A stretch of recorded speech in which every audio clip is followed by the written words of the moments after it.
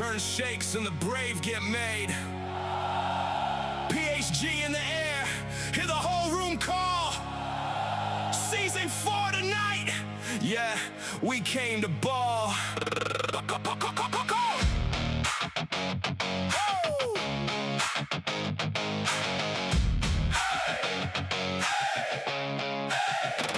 Chrome on the nose and the tires scream. Every lap a test, every corner a dream. Legends in the lane with the pressure on. When the lights go down, we're already gone. PHG, PHG, let it ring through the dome. Bring that fire to the track, bring it all back home. Drivers on edge, eyes locked, hands cold. One more shot at glory, one more story told. Helmet on tight, heart loud on my chest.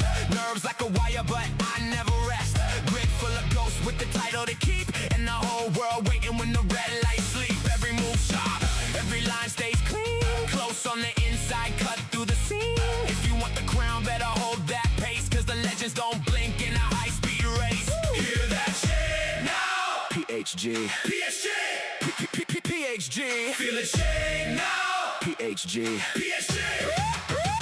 One breath, one line, one chance to shine. No backing off, it's go time. We go time. PHG, PHG, let it ride. Legends race here, nowhere to hide.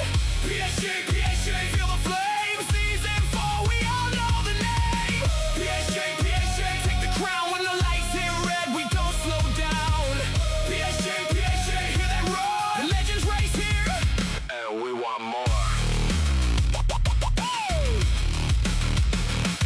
Late apex pressure, I'm cutting it close. Paint on the bumper, I'm ghost to the ghost. They want my line, but I've been that raw. One hard pass and the whole room cool. Burnt out rubber on the edge of the fight. Every lap counts in the dead of night. If the pack comes close, I don't move back. I hit that gap like a clean attack. Hear that chant now. PHG, PHG, PHG. Feel it shake now. PHG, PHG. One breath, one line, one chance to shine. No backing off, it's go time. PHG, PHG, let it ride. Legends race here, nowhere to hide. PHG, PHG, feel the flame. Season 4, we all know the name.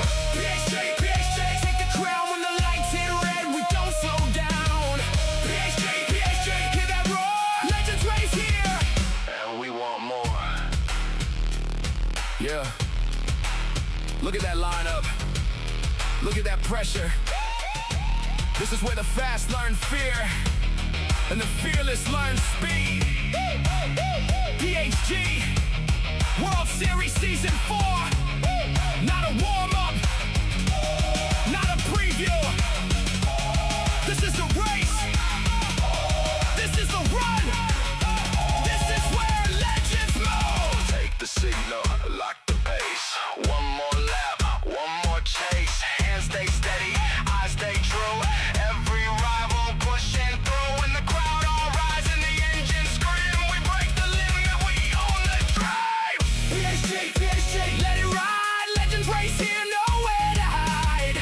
PHG, PHG, feel the flame. Season 4, we all know the name. PHG, PHG, take the crown when the lights hit red. We don't slow down. PHG, PHG, hear that roar. Legends race here, and we want more. PHG, legends race here. Season 4, we're live, we're locked, we're going.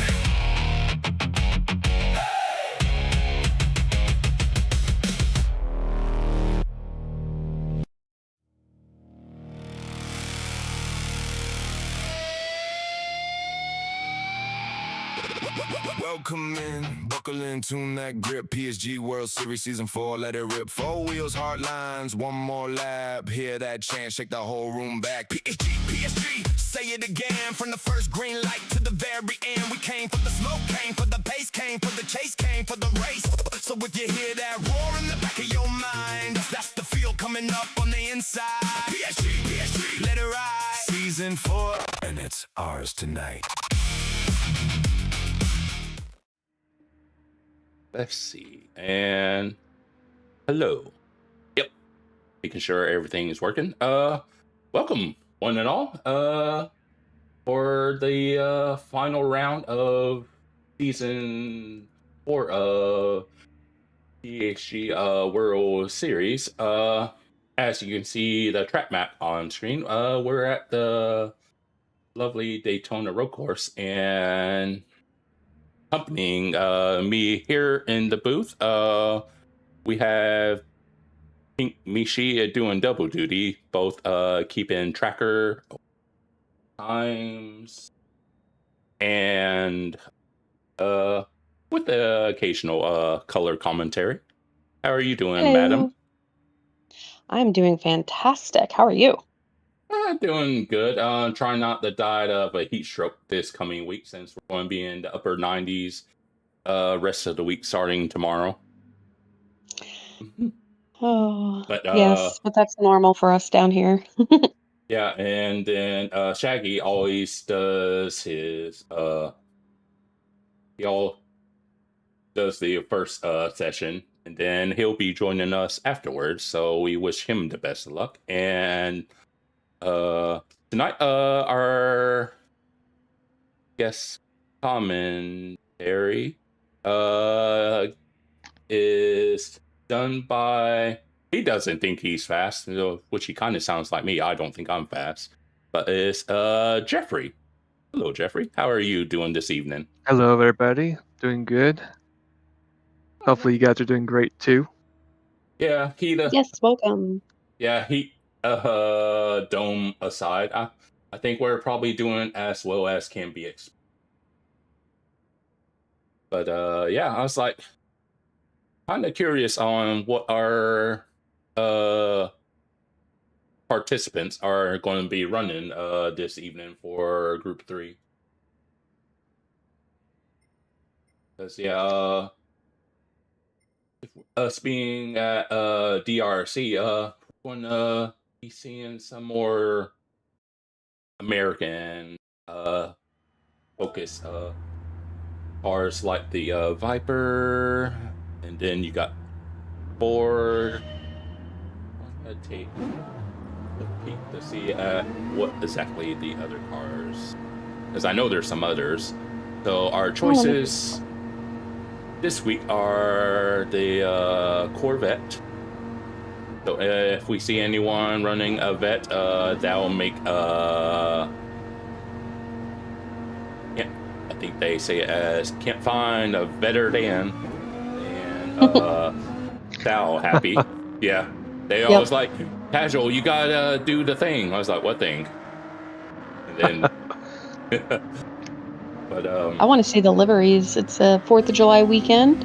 200 is America's 120th birthday. I want to see if anybody's going to partake in that. The Diablo, Scott Twitch, and Flames.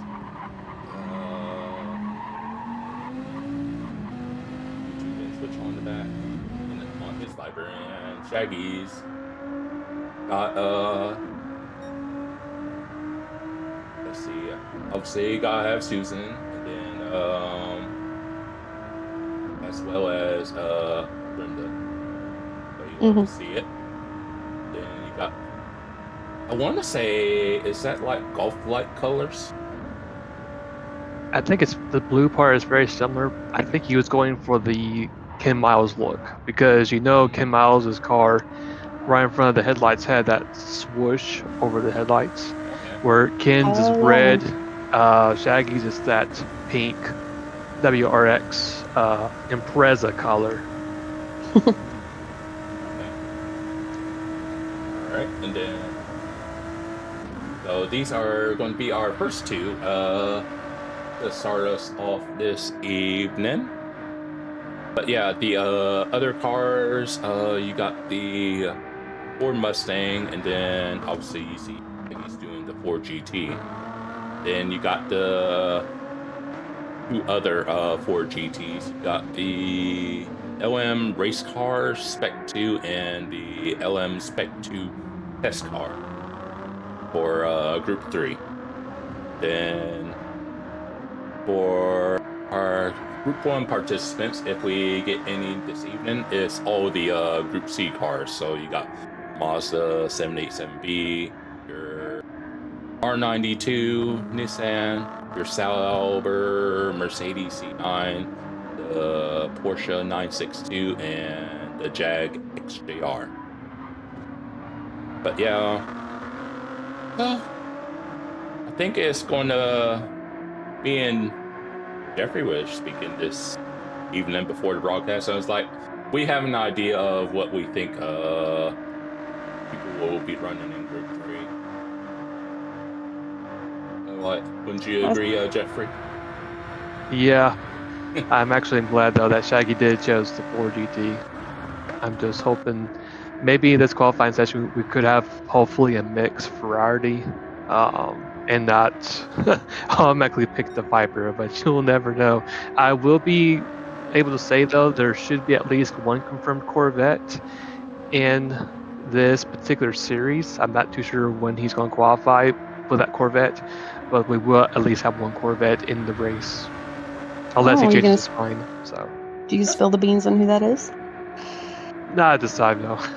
Shaggy, with the provisional 46.9, but Diablo outdoes him in the Viper with the 46.8. Okay.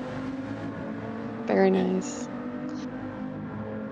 I'm going to take a quick gander at both the fuel and tire levels, and comparing both cars on my screen, it looks like the Ford GT and the Viper's fuel are pretty similar. I think the GT might have a slight edge, and right now for tire wear, they're about equal.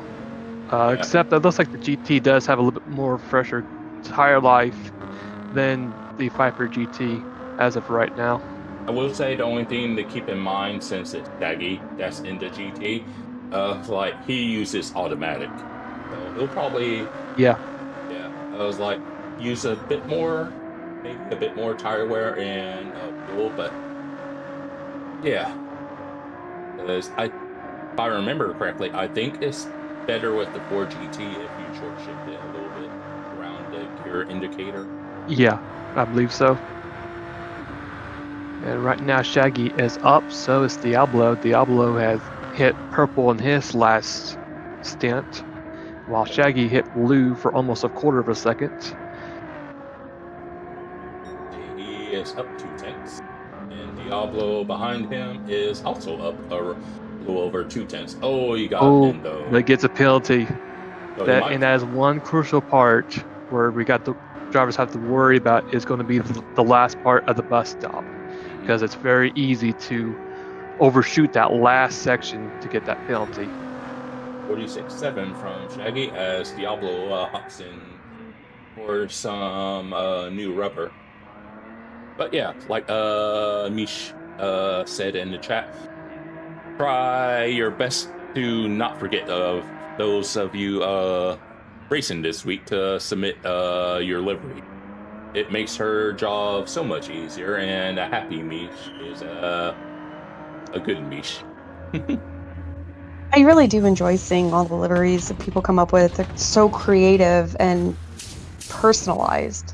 And then seeing the team liveries is you can tell who the teams are, and that it's so great to see the teams come together like that. Oh yeah, I would imagine Shaggy's probably going to be coming in. It's just marginally down. Going on to he was purple in the first sector, but that last sector he did lose a little bit, so it probably will depend on how he manages through the bus stop. He's up, he's down to just down 4,000, so let's see. Shaggy does like to do things differently around here, so yeah. So we'll see. He's actually purple. So okay. We'll probably keep going then, unless he wants because if he's going to go in for new boots, it would need to be this lap. Because we're at the past the 7 minutes. Nope, he stays out. Yep, that's something he would do. By almost a 10th. He backs out into pit road and goes back I out. mean, there's that too. It's like Yeah. you'll have a heavier car, but yeah, I was like, that's something I sometimes often forget about since I just do it the other way. Try to keep the lighter car. Okay. So the Diablo's hot lap and Shaggy's out on his out lap. But yeah, yeah, I'll be curious to see, since we'll have at least one vet runner. Besides the Viper, the vet, and as he's purple by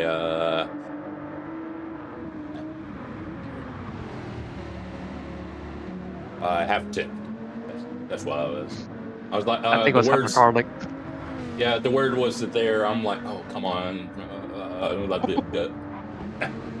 eventually got there. But Oh, that's a big game right there. That's a big game right there, especially that section of the track. Now all he needs to do is just focus, manage to the bus stop, and he should be sailing from there. Ooh, 4/10 now. Oh, that's a big, yeah, that's a big jump right there. Hey, check. Ooh, I think Shaggy got himself a pin because he reset back to the pits. Ooh. Lost quite a bit. And Diablo lost a ton of time through there.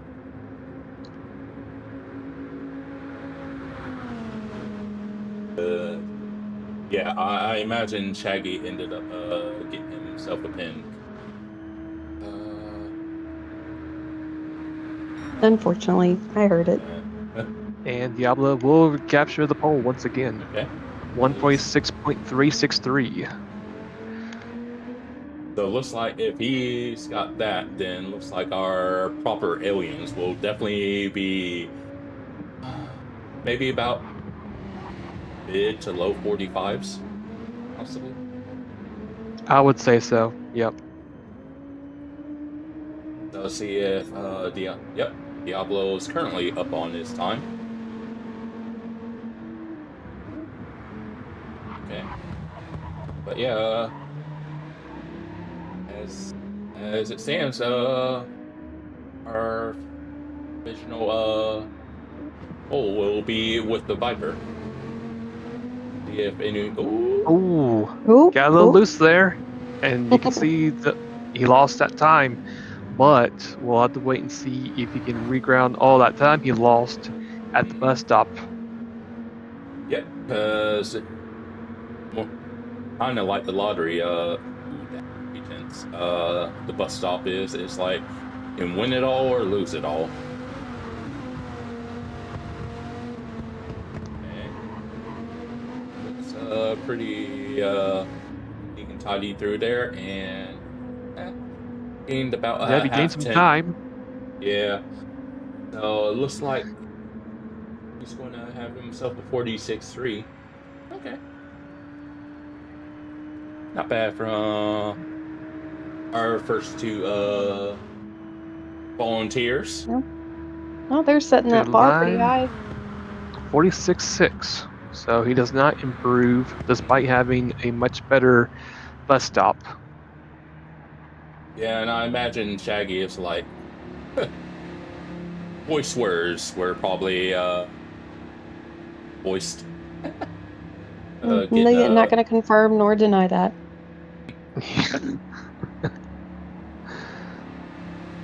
Hey, Papa. Hope you're doing all right. Hope, by the way, everyone else doing all right. I do my best to not show favoritism, but I was like, But I'll say with Shaggy in the 4GT, that is still a pretty decently good time with the GT. yeah. And just while we were on qualifying, I did see our Corvette driver showed up. So he is in the house. Yeah. Oh yeah, Maverick. Yeah, I did see he popped in while they were doing their session. So, All right. yeah, good showing from our first two. But yeah, I'll run I through some more would, tips. I would just see how much time we got left. About 10 seconds. All right. Let's see. Then we got yeah, like Jeffrey was saying, we got Maverick in here, and see we got Samson in here as well.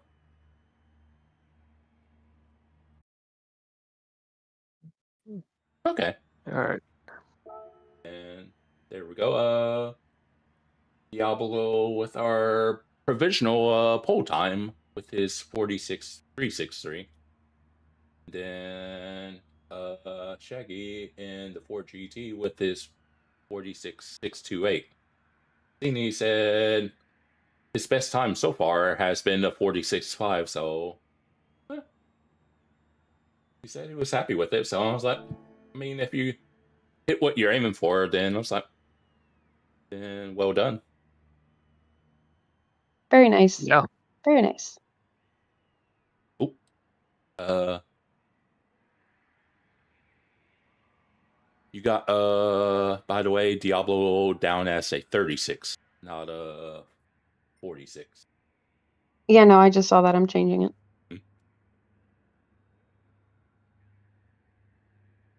But yeah, Can't see my keyboard in the dark. oh, well, then apparently you got the wrong keyboard then. Yeah. Yeah, I got one of those RGB kind of keyboards. I think the pattern's called Starlight, but it basically how like stars twinkle in the night. The keyboard keys twinkle like that. Oh, very nice. Yeah, I have that on my computer. No, I'm using my my Microsoft Edge, uh, the Surface tablet, and the backlight on my keyboard doesn't work anymore. Okay. But Neat. all good. I fixed it. So I guess since we're in between sessions, how have you been finding the multi-class season so far, Jeffrey? It's been really cool being able to race against group ones and group threes on the track. Just being able to learn all different kinds of stuff on the track, just being showing some patience on certain tracks, certain corners, and just being able to plan and pan out your race strategy, which does make or break your races. I can think back when we had that mixed race in Suzuka, being able to be very careful and being very patient, especially when you had to change from inchers or wet tires to slicks, and not being able to find yourself in a very bad situation trying to make a pass on the GT3 car on the outside or inside groove when the groove is still wet. It's been very fun. It's been a good year. I've been having a lot of fun as of late, racing all these different tracks with all these different drivers, fast drivers, very expensive, very experienced, smart drivers too. See, and you were talking about that. Sam says looks like he's going for a call back to the original Intimidator. Yes, that's what Stamps. That's what he's got on his Viper. Yep. A pretty cool art concept of that. Usually you don't think of Earnhardt, you usually think of him driving a Chevrolet, not a Viper. But in this case, other than that, it looks actually pretty good on the car. And of course, like I mentioned earlier, our other driver, Maverick, or Star Shooter, is also on the track as well, using his Jinx-themed Corvette. Yeah. As he's about to approach the bus stop. Yeah, it's like looks nice, I will say. I mean, I will say pink ends up being one of my favorite colors. I was like that, but that aside, I do like the artwork on his livery.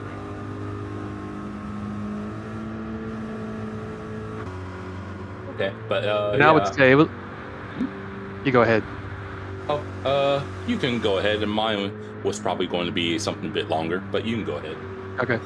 I was gonna say it was pretty fun watching Maverick in the last round in Spa in his split of him driving that Sheraton around the racetrack and being able to perfectly execute his race strategy in that race and being able to race. I think it was against Q in his Peugeot. Watching the two of them race, it was a lot of fun to watch, and being able to see Maverick being able to capitalize, especially on the rain stint with his Citroen, really helped him out to get the win over in Spa. Okay. Yeah, the thing I was going to mention was like you was talking about your thoughts on the multi-class season. I was like, that's part of the reason why I ended up going with GT1 as opposed to 3. I'm probably better accustomed and faster in GT3, but I was like, you know what? Not often get to use GT1 very often, so I was like, let's pick something a little bit different. So that's why I ended up going with the GT1 class for this season. Yep. And while we're speaking of different classes, Maverick is in the process of getting his multi-class series up and going, and I actually will be driving the Group 3s. It's not, as of yet, hasn't been announced what the schedule is, timeframes, and what the schedule for dates for those races is going to be as of yet. But I'm pretty sure that they'll be coming out very, very soon, hopefully. Okay. Looking forward to that, as Maverick's going to be the first to cross the line with a 47.2. Okay. But that's all like, and sorry, Sam's missed you crossing the line, but Sam's with 46.9. But yeah, I'm like, I think, not sure what the ceiling is for the event. Obviously is more of a top-end car as opposed to like both the GT and the Viper. Yep.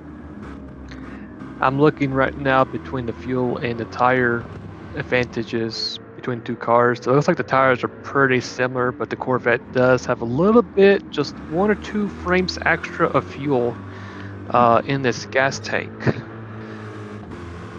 So, I mean, there's a slight fuel advantage for the Corvette, despite the Viper being extremely good on the straightaways. Because I think the Vet is another car that, like, you have the option of revving it out, or you can short shift it. Yep. I remember. And the Corvette, it generally does have a nice feel, a nice flow whenever you drive it too. I actually wanted Hey I there, wanted to Shaggy. make the Mustang work, but I didn't think there was going to be a chance for that. Like it's the best on fuel overall, but Is it? it's not as consistent. Yeah. I think the GT, the one everybody uses, is the second best on fuel, and probably the second best on top end as far as like compared to the Viper. I didn't want to use the Viper. Usually try to go anti-meta if I can. Yeah. But if everybody using the Viper, I don't want to do that. Yeah, I don't like the Ford GT as much as it's not for what it is. Like I don't really like it at all because I use chase cam, and it's got the most, like it's the probably top 5 worst chase cams of anything, next to like the trucks and Jeeps, to where you use chase cam and you're directly behind it and you can't see the track in front of you. oh my goodness. It's like trying to watch the track through the back window. Yeah, I imagine that's. I was like, well, always nice when I handicap myself like that. Yeah. Yeah, once upon a time, I used to use chase cam, but then I just eventually decided one day, you know what? I think I'm going to move to. I think they call it the bumper cam, and I just moved to that one and been there since.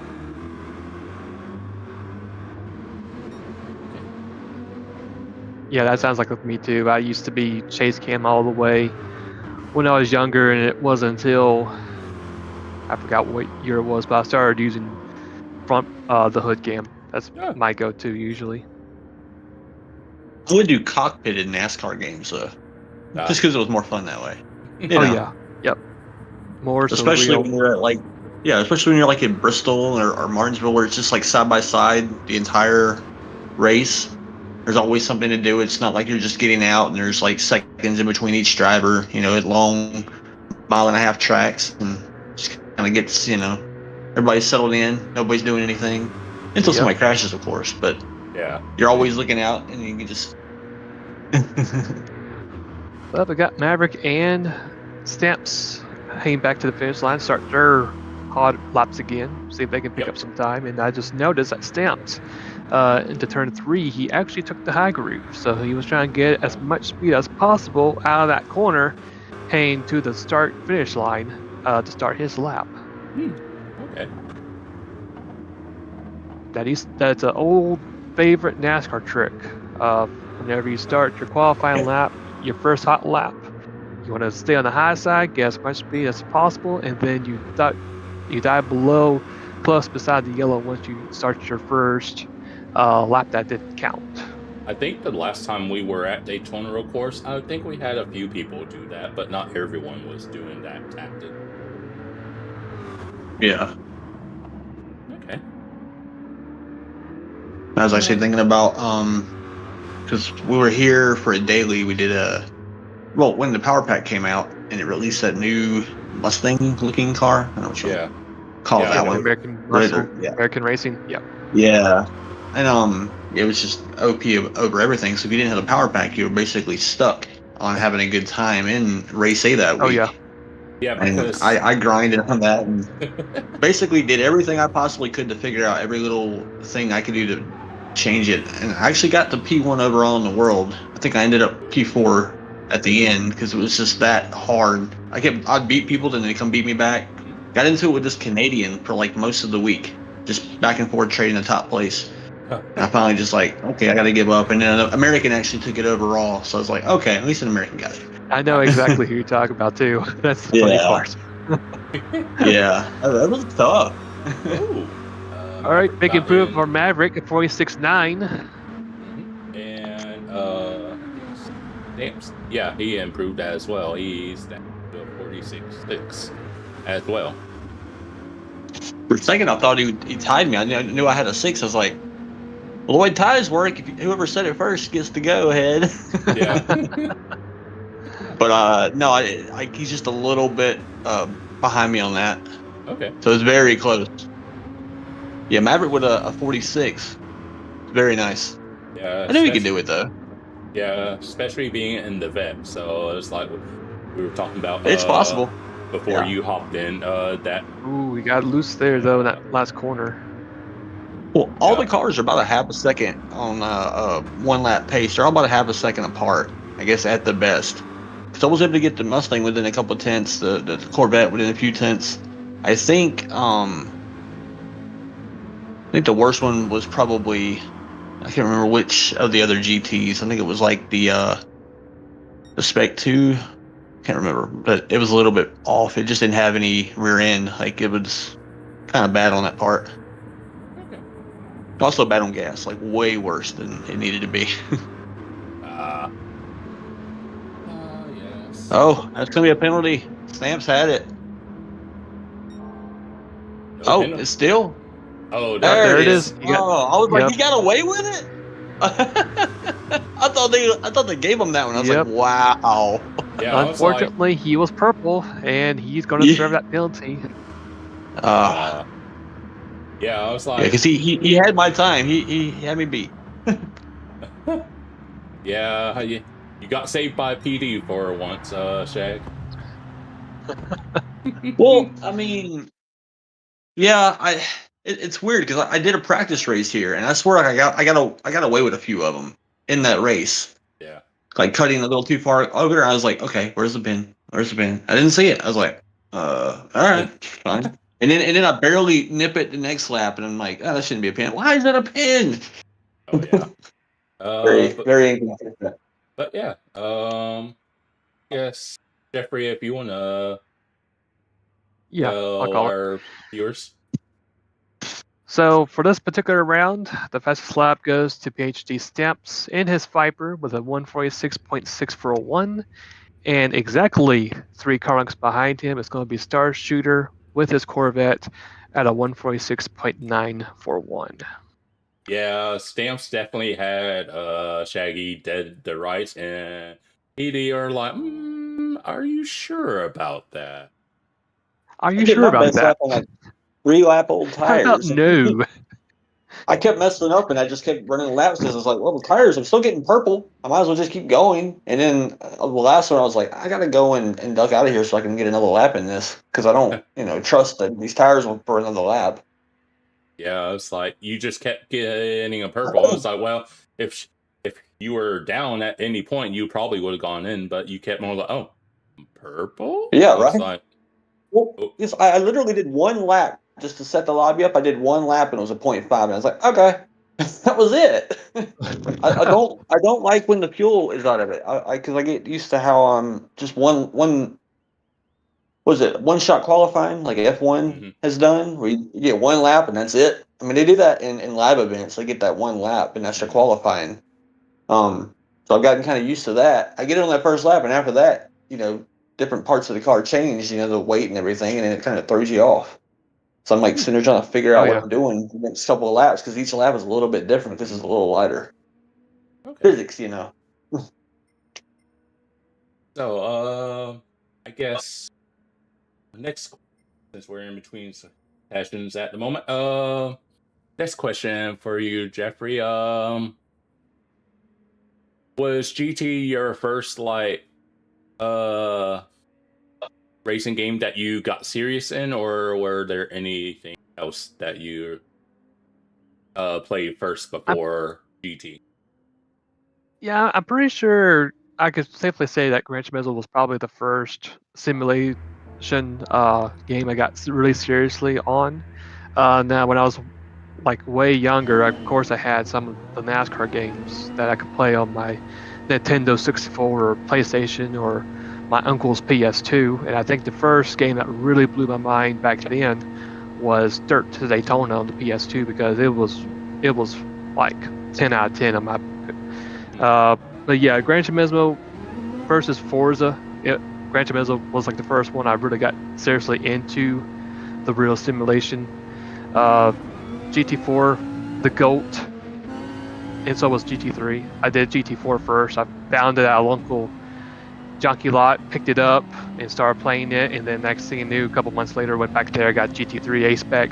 And I found out the hard way why it was called GT3 A-Spec real quick once I got to the endurance races. So I'm like, oh, I can't rely on the driver. Oh, that's why it's called A-Spec. But eventually I got through it. I was able to get some of the endurance races completed, but I never really could say I've actually beaten it like GT4 because I know there was a lot more very cool, interesting cars that they had in GT3 than they did in GT4. I think they had might have been the 2000 or 2001 Mercedes-Benz McLaren F1 race car. I think was like the ultimate car you could get in GT3, and I never really gotten it. But yeah, Gran Turismo will always be the first one to me personally. I mean, of course, later down the road, I did switch up and became an Xbox player and experienced Forza Motorsport 3, Forza Motorsport 4, Forza Horizon, and all kinds of different Forza franchises. But yeah, I could safely say Gran Turismo was the very first one I got really deep and seriously into. Yeah, I will say real quickly. I think the first game I actually put some effort into racing wise, besides your various Need for Speeds, was a game called Drive Club that was on the PS4. Because I never actually owned a GT game until Sport, and Drive Club came out before GT Sport, so I was like, I played a lot of Drive Club. It was a mix between elements of sim and arcade. So it's like Yeah. yeah. No, not everyone's familiar with Drive Club, but it it had really great visuals. The physics were actually pretty decent, and they had guardrails in place where you can't just cut like crazy. It's like, no, you got slowed down if you try cutting. But yeah, I wanted to say that was probably the first game I probably took seriously, because in my time, I had a few world records in that one, and then I had friends that would almost always be in the top 10 worldwide on the track. Wow. Wasn't it also VR capability too, or compatible? Or am I thinking of another one? Might be thinking of another game that was VR compatible, I think. They did eventually make a VR version of the same game. Okay. But That's yeah, what I thought. I tried it a little bit, but implementation was a bit body on it. But not everyone handles VR, as the Papa says our first lap with 46.8 in the Viper. Here comes Nuke. Nuke with a 47.2. Okay. Not bad. And I would say Papa with the first driver with a patriotic livery, which looks really cool, especially with that blue chrome on that car. Yeah. Mine's a modified Ken Miles. Might be a strategy to blind the opponents in race day. Yeah, there's nothing worse than if you're racing in the daylight and you're behind a car that's got a chromed out livery. It's like, oh my god. But yeah, Papa ain't really had the time to race this current season, but we're at Daytona Road Course, and if nothing else, he's going to find the time to race at his beloved Daytona Road Course. Oh yeah. All right, both drivers orange and purple. But yeah, good to see Papa racing at Daytona. It's like, I'm sure it would rub him the wrong way if he didn't find the time to race here. I've actually got to see him in practice earlier, and he was doing very well too in his practice lobby. Was he okay? He's down 10. I think it's down just a little bit. A consistency issue. Yeah, it's just developing a consistent, lap here and just trying to replicate it. I always compare this to, as far as like qualifying, it's like Monza. There's only so many places, to make up time or lose time, but that's like it's a double-edged sword. Because you think, I only have to brake a few times and just get this right, and only have to worry, so much. But you mess up like right here with Nuke, like going a little deep. That's a tenth or two, like right there. And then all these little instances add up, and it might not feel like much, but when you get to the end, you're like, why am I down a half a second? Where did they go? And it's just, I don't know. It's so frustrating, but it's such a fun track. It's very simple. I mean, I don't really, Monza's simple, especially when you take out the chicane. It's like, just go. Oh, yeah. It's literally, quite literally, oval in that sense once you take out the first chicane. Pretty much. I always thought they should just take out the first chicane and the second chicane, and half of it would be an oval. You just go all the way around. You just nonstop. They can do it. They got money and stuff. Yeah. I think Papa might have had an incident in the first couple corners. He's about 1.6 seconds behind in his current lap. Yeah, and they're both down. Yeah, my Achilles heel here at Road Course is turn 1. Like, either I'll brake too early, or I'll be turning and steering and then going off track. Braking too early is annoying because you're trying your best. The car just wants to gravitate towards that inside wall, and you're like, no, I want to turn, but I want to turn around the wall, not into the wall. Yeah, that. Like, also, watch out for the invisible wall. You got that to worry about. Mm-hmm. If I could ever get P1 consistently, I would probably be probably pretty good here. But it's like, in the span of 5 laps, I might get it right. If I'm lucky, maybe 2 times. Yeah. Just practice. That's all it is. But all the same, few issues aside, I still enjoy the Daytona Road Course. You know what would be nice though if PD would do, to where they have the whole circuit experience, right? If they had another section that was dedicated to each section of a track, you could just practice it with your preferred car. Oh, You yeah. know, Instead of that the way, set car that they yeah, force you into. wouldn't that be so much easier? That way, you wouldn't have to go do an entire lap and then do it like Oh yeah. over and over again. If you had to go through the rest of the lap, you could actually just practice that to see where your braking point would be. You know, like it would just have you running, especially if it's out of a corner and or out of a braking point. Like, there's so much more they could do with it, but they just don't try. I don't know. Funnily, It'll be like exactly like a circuit experience type of deal. Yeah, they could just add on to that. They want to add on to things they already have, which they already kind of are. They're reversing every real life track, and also they're reversing their own tracks, or putting the circuit experience to the reverse part of their tracks. I funnily, mean, the reverse part's already there. Now they're just making circuit experience a squirrel. funnily, Groundbreaking, PD, groundbreaking. funnily enough, the game I mentioned earlier, Drive Club, they have that sort of like feature where it's a time trial and they call them sprints, but you can do like just one sector of a track with any car in the game. And it's basically what you're talking about. Huh. So like Nice.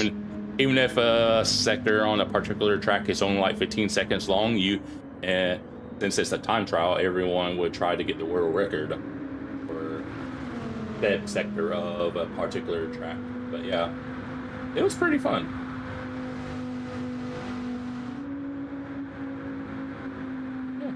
Yeah. These two snakes, I guess we'll say, see if they can improve on their times. These two vipers. Ooh, Papa got loose there, I think, a little bit. I could have joined them with my Mustang. I got a Mustang, it says Cobra all over it. We're adding snakes to it. Alright, this is going to be their last shot to improve. Papa is up. Papa's up. And so is Nuke. Nuke is Nuke's up. up by a tenth, where Papa's was like just barely up. So Oh, he went a little deep there, but he should get a good run out of that corner. Little grass never hurt nobody. Little grass touch. Yep. Short shift to third, back on the power. looks good through there. Looks like Lost a little bit there. Nuke's still up. Nuke is up Yeah, by a just little over car wide. length. Okay.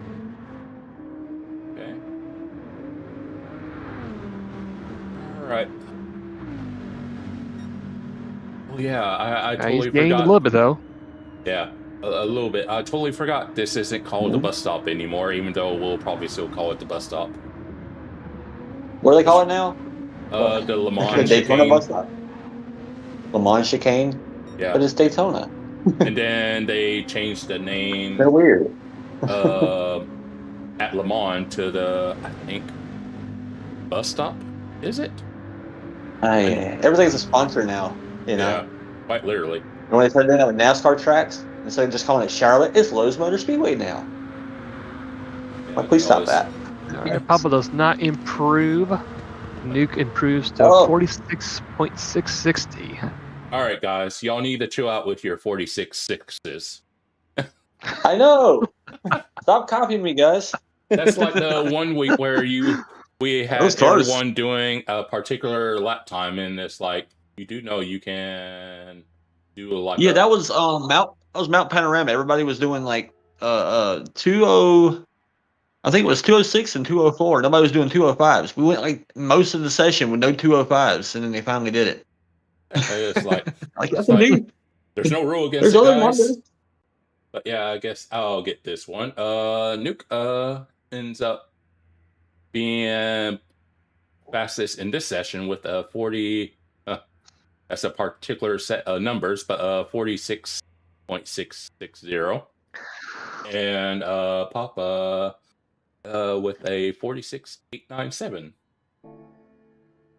Okay. Yeah, I really thought because when you go and you look at the people that are you're racing against, and you're like, oh, so and so can beat me. They have the ability. I was thinking Nuke was going to beat me. I had that much faith in him. Also, I saw Papa's practice earlier. I was like, Papa could have beat my time. It's going to be very close across the board, I think. And then Jorge does it, and he's like a half a second to the next person. So, Yeah, it's just with Jorge, it just depends on. It's like, cannot be bothered actually putting any time before qualifying. Because if you want to make an anime reference, you could argue Jorge is like Frieza. It's like he's wicked fast when he doesn't practice, and God help us all if he puts any amount of practice in.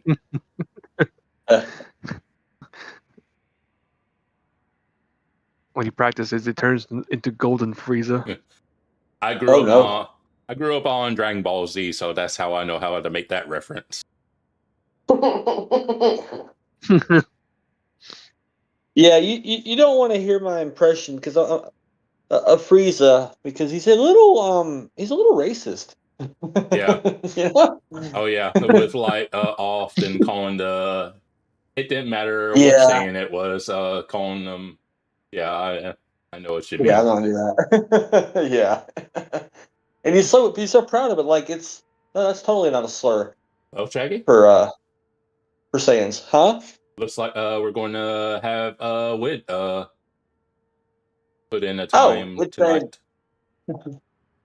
Which said, I'm gonna do this now. All right.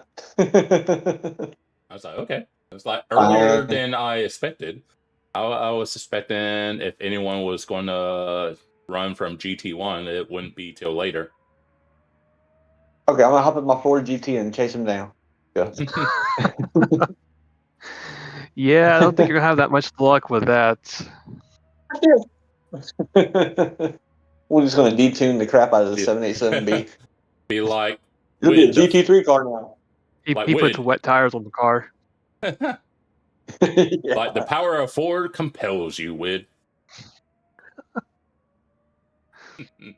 It's crazy to think that the top class at one time was a Ford GT, and then it went the other time it was also the 787B. So it just shows the innovation. The crazy part being that was only 20 years, 22 years. But the development, they got it in '91, but they had other models before that. It's just they didn't work out too well. Eventually, Mazda got it right, and then they banned it. Okay. They didn't ban it. They changed the rules. That's F1 nowadays. They changed the rules. Yeah. You can't really ban anything anymore. You just make it not useful anymore. Yeah, kind of like how. All right, Wade, go and certain season of F1, I just kind of hear about things since I don't pay for live TV.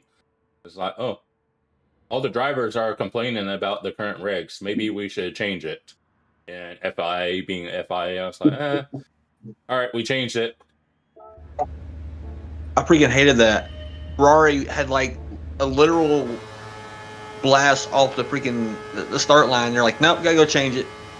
And they nerfed Ferrari. I was like, no. Yeah. I mean, they sucked in the actual race, but at least they get off the line better. It's like the actual Ferrari for GT3 in the game. Its acceleration off the line is OP. And I was like, oh look, it's just like in real life. And then they nerf it. And I was like, oh, please don't do that on the game. I like my Ferrari doing off the line quicker than everybody. Yeah. There's a couple other ones that are close though. Even though I don't play the F1 games, I watch Benjamin Daly, who does the Creator series. So that's basically my experience with the F1 games. He's struggling with the DLC they did for the 26 cars, and it's like he still has some occasional struggles with getting used to the new regs with because I was like, when he first did a video of the DLC, I'm like, what the hell is this S mode? It's like, You know, yeah. So my, it took my first introduction with this car, remember we had a Nations race like 3 years ago? Nations. Okay. Nations, yeah. And it was these cars. It was a 24-hour cycle here. It was just Group C Okay. cars, like I guess, but everybody was using the 787B, of course, Yeah. because at that time it was the physics before where this thing was a live wire. It's not like it is now. It's very very tame now. But then you really couldn't even get on the gas without it spinning out. Even with ASM or any assist on, it would still spin out. Yeah. Oh, You know, I thought it was funny because I know a number of y'all I always laugh when I think of this story because like I didn't know him at the time, but we all know him now. But it's Plaka. oh yeah. Plaka Great. Yeah, no Plaka. He was in a race, but here's the thing: it started. It was a rolling start, right? Mm-hmm. Yeah. Rolling start, Rolling. not a grid start. If you got on the gas too quick on the rolling start, you would spin out. Really. So Oh my you would God. start it with TC. You had to start on a rolling start with TC. Because as soon as we started, he went straight to the wall. Like, without, right there. Didn't even cross the finish line yet. Or the start, finish line. Went right into the wall. I was like, well. Oh my goodness. That one was fun, though, because I ended up getting a P2 to, like, Manny. I don't know if y'all know Manny as well. I don't watch him, but I've heard the name before. Yeah, this was years ago. But, Oh yeah, I mean, he beat I me saw by him like sometimes 20 on TikTok. seconds. Yeah. Yeah. He beat me by like 20 seconds, but I was happy with a P2. I had a word for that one because I started in like P7, P8, and it was like 30 laps here in this Okay. car. It was fun as hell, though. But Oh, 32. that was like my personal introduction on this game, anyways. Okay. Yeah. Once upon a time. No. Ooh. He is on the edge on that car. Yeah, That was a maybe nice little save, bit. though. Yeah, I think it was a nations race, but it was like just the tri-oval race in Group 3, and I remember it's one of the few times I've actually won the nations race. My wingman That one too. was Root. He was Nice. we worked together, and so I ended up winning, and he ended up coming in second. I ended up doing all three leagues for that. I won GT1, I won GT2, and I won GT3. But Oh, I made goodness. sure that the people that I knew in those races, I would push them to the lead. And in the end, I would just go win one myself just for the points and call it quits. But I raced pretty much the entire day Oh goodness. because it was like the meta was the Aston Martin DBR9 Oh, because of the fuel. geez. Yeah, You can DBR9. you can no stop it. Yeah, you can no stop it because a lot of people were also using the I think it was like the an 99 NSX, I think. GTR. Yeah, something like that. Yeah.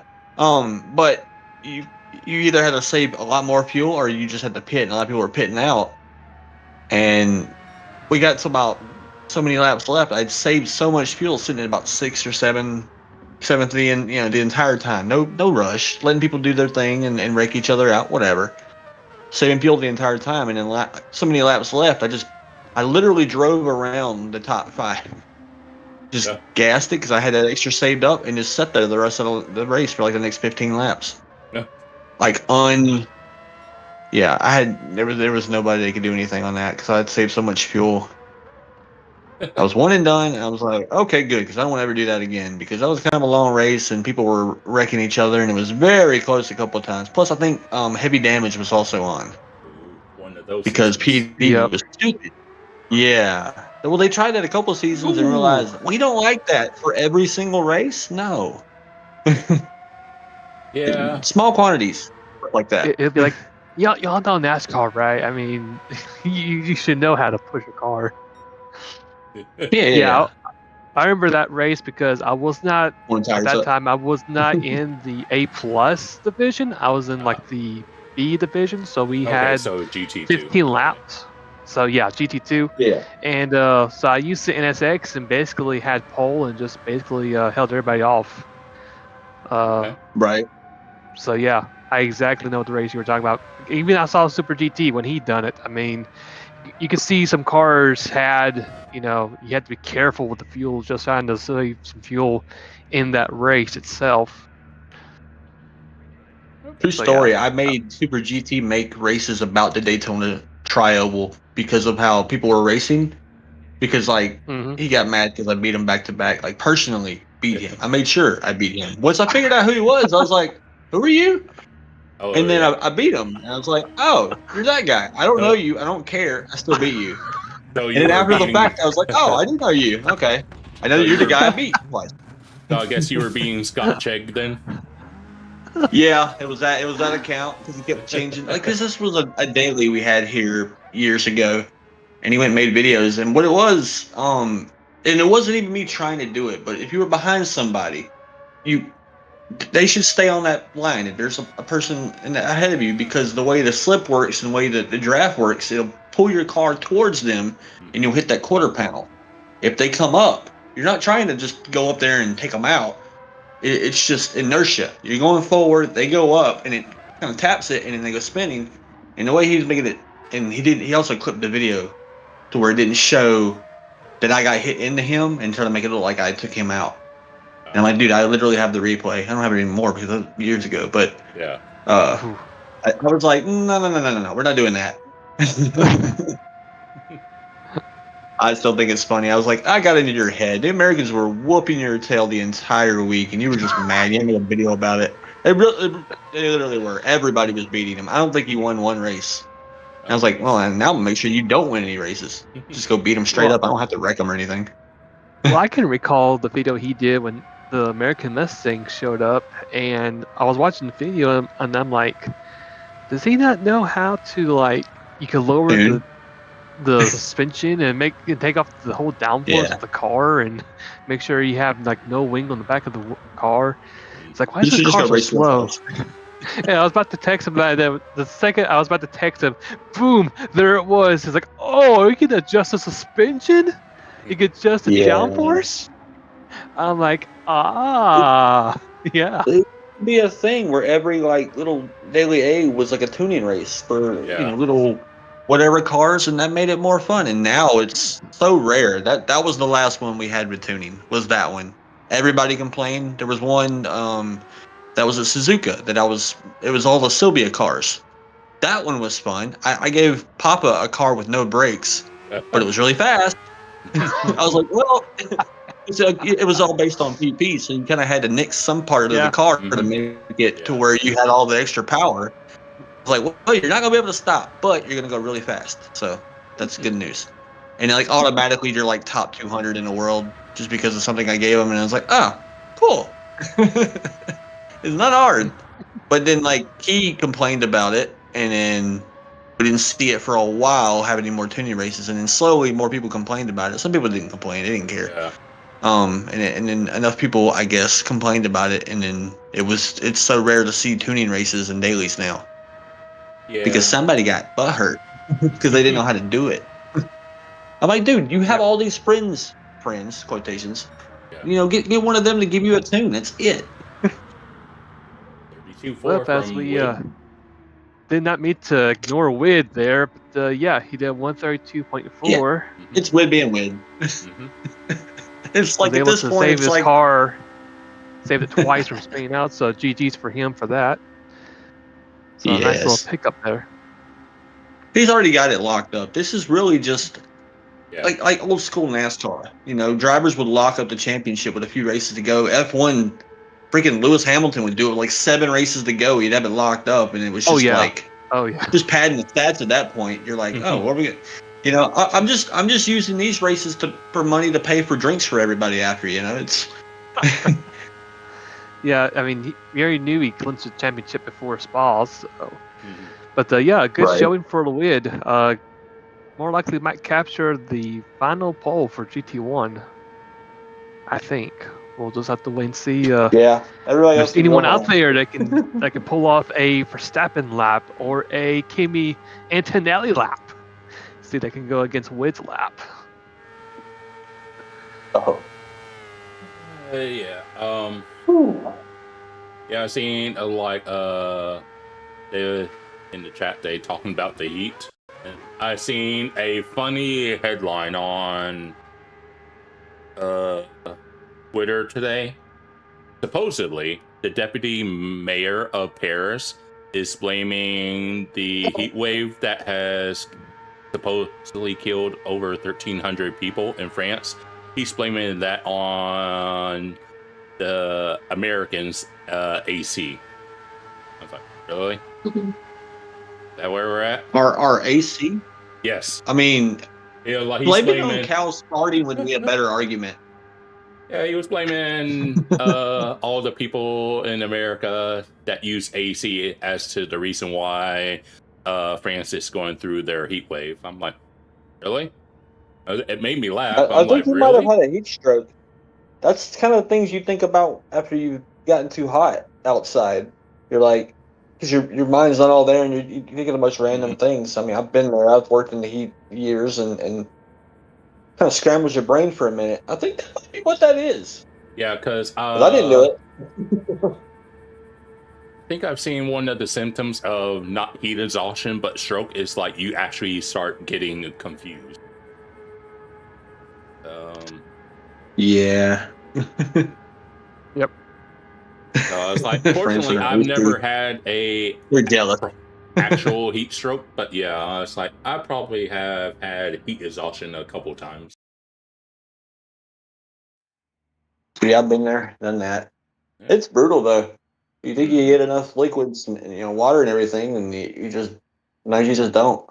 Yeah, but yeah, Wid, So- man, with congratulations, you're both the fastest and slowest GT1 runner.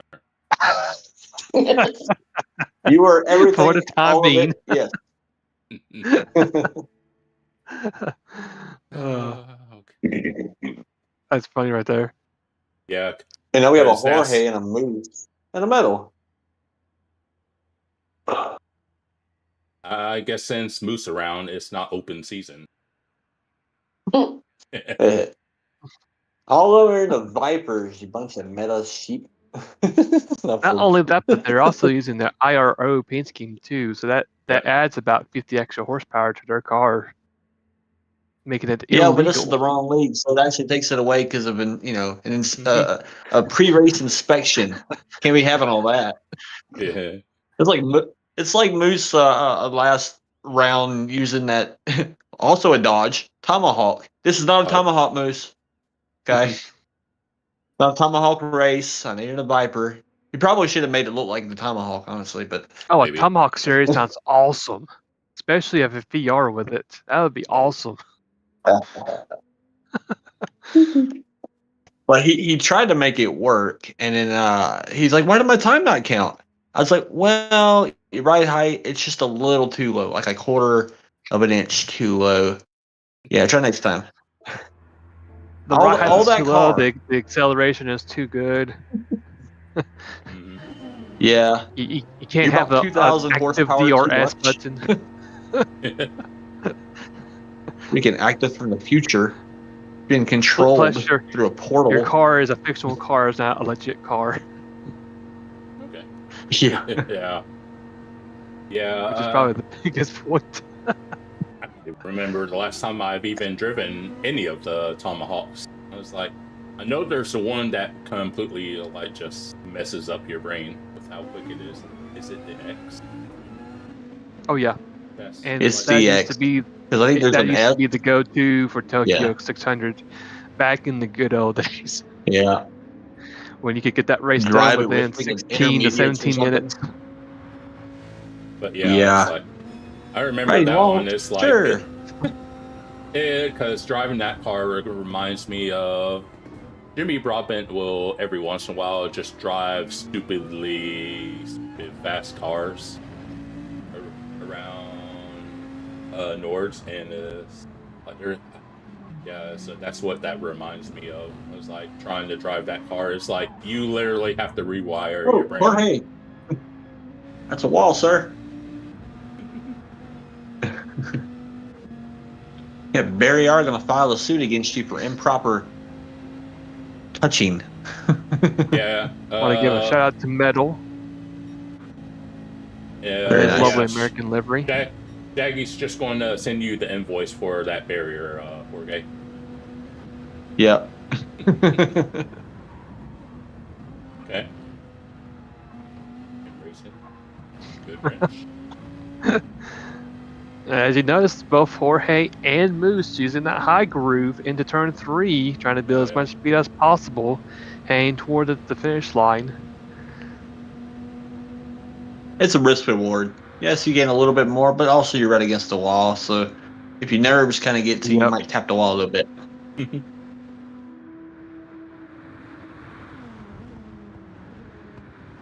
All right. But yeah. I guess my preliminary guess for Jorge's time, at least Might the have went wide a little bit 45. there.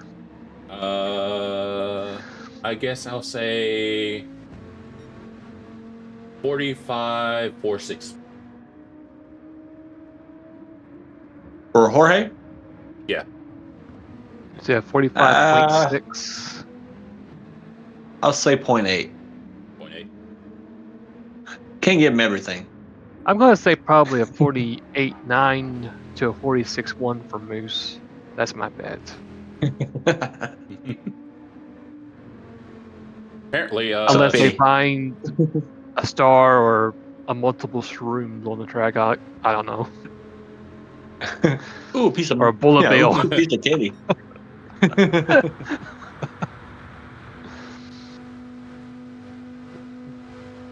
Well, either way, I have both of these doing a better time than anybody that's ran so far. So yeah. that's just me. Okay. Looks neat and tidy through there. Or I he's think trying to beat Jorge himself carried in a the bit more future. speed there at the exit of that bus Yeah. stop. Jorge is about 8/10 quicker to the time check than Yeah. Moose is. So, whatever time it ends up being, it will be maybe around or so. Oh, I'm not far off. 45.6. Yeah. Well, hell, if he did that already, then we're all going to be wrong because he's going to do a 44 the next lap. I'm like, come on.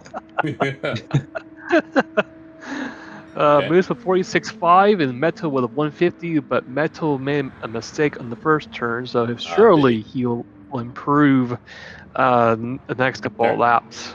I was like, it ain't going to be this lap since they, ended up going deep. But yeah, I was like, I wasn't expecting to be that close. I was like, oh wow, that was actually a good guess on my part for once. Moose should be in the 45s by the end of this lap, I believe. He's already up 3/10.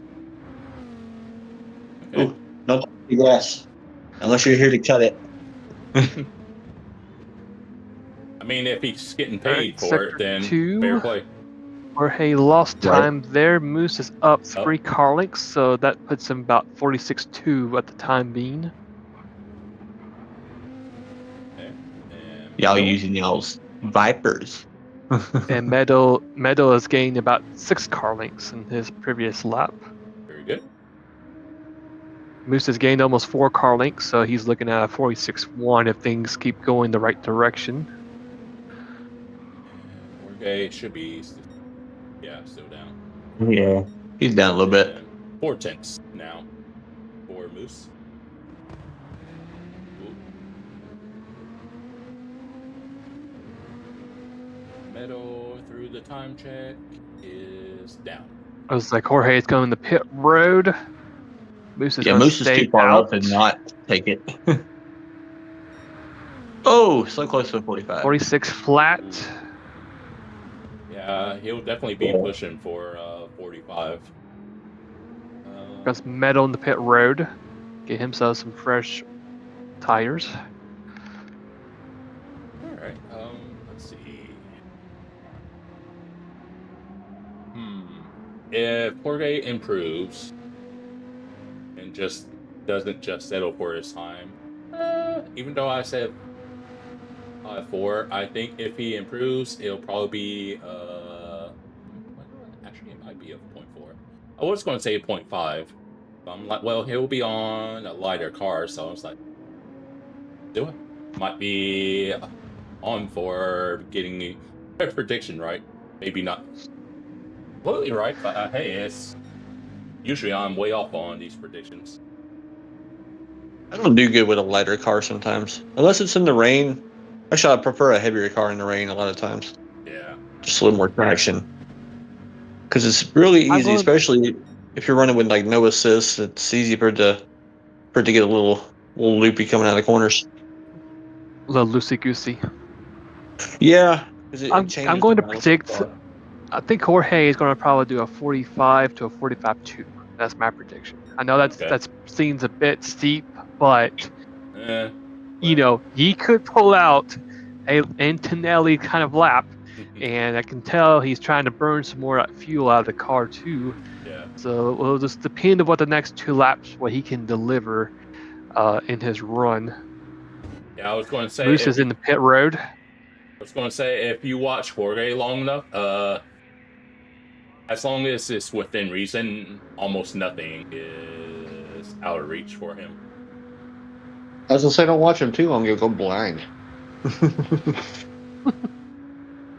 So nice to stare. All right. And while we both have these drivers in this track, I would say that congrats for both. Let's see, Jorge didn't drive the last No. IRO race, but I think it was Oak. Well, anyway, the whole Moose team, congrats on your win for IRO. Since the two of y'all are in this qualifying session right now.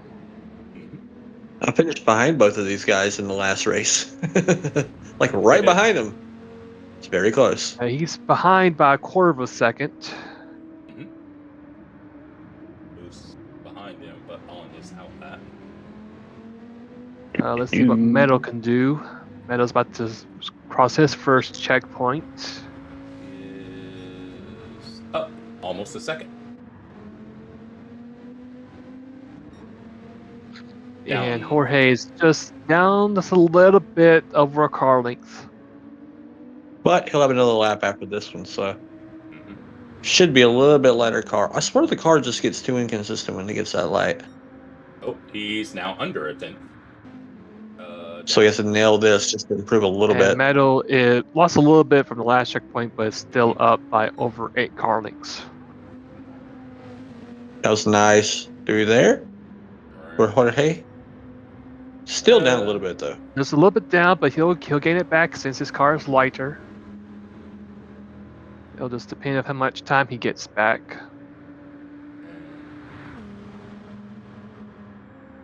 So he'll get one more shot, and here comes Moose in the camera angle, riding that high side, get as much speed as possible. Jorge does not quite make up any time, and now Moose is on the clock. Yeah, this will be everyone's final lap. I could have banned the Viper, but that would be unfair to all the Mopar fans. Meadow was a huge improvement to a 49 flat. Very good. Nice. Nice turn one. Ooh, improvement. Then Moose is down.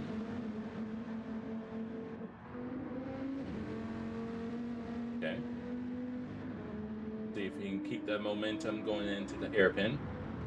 Let's see how they navigate through Daytona Turn 1 NASCAR style.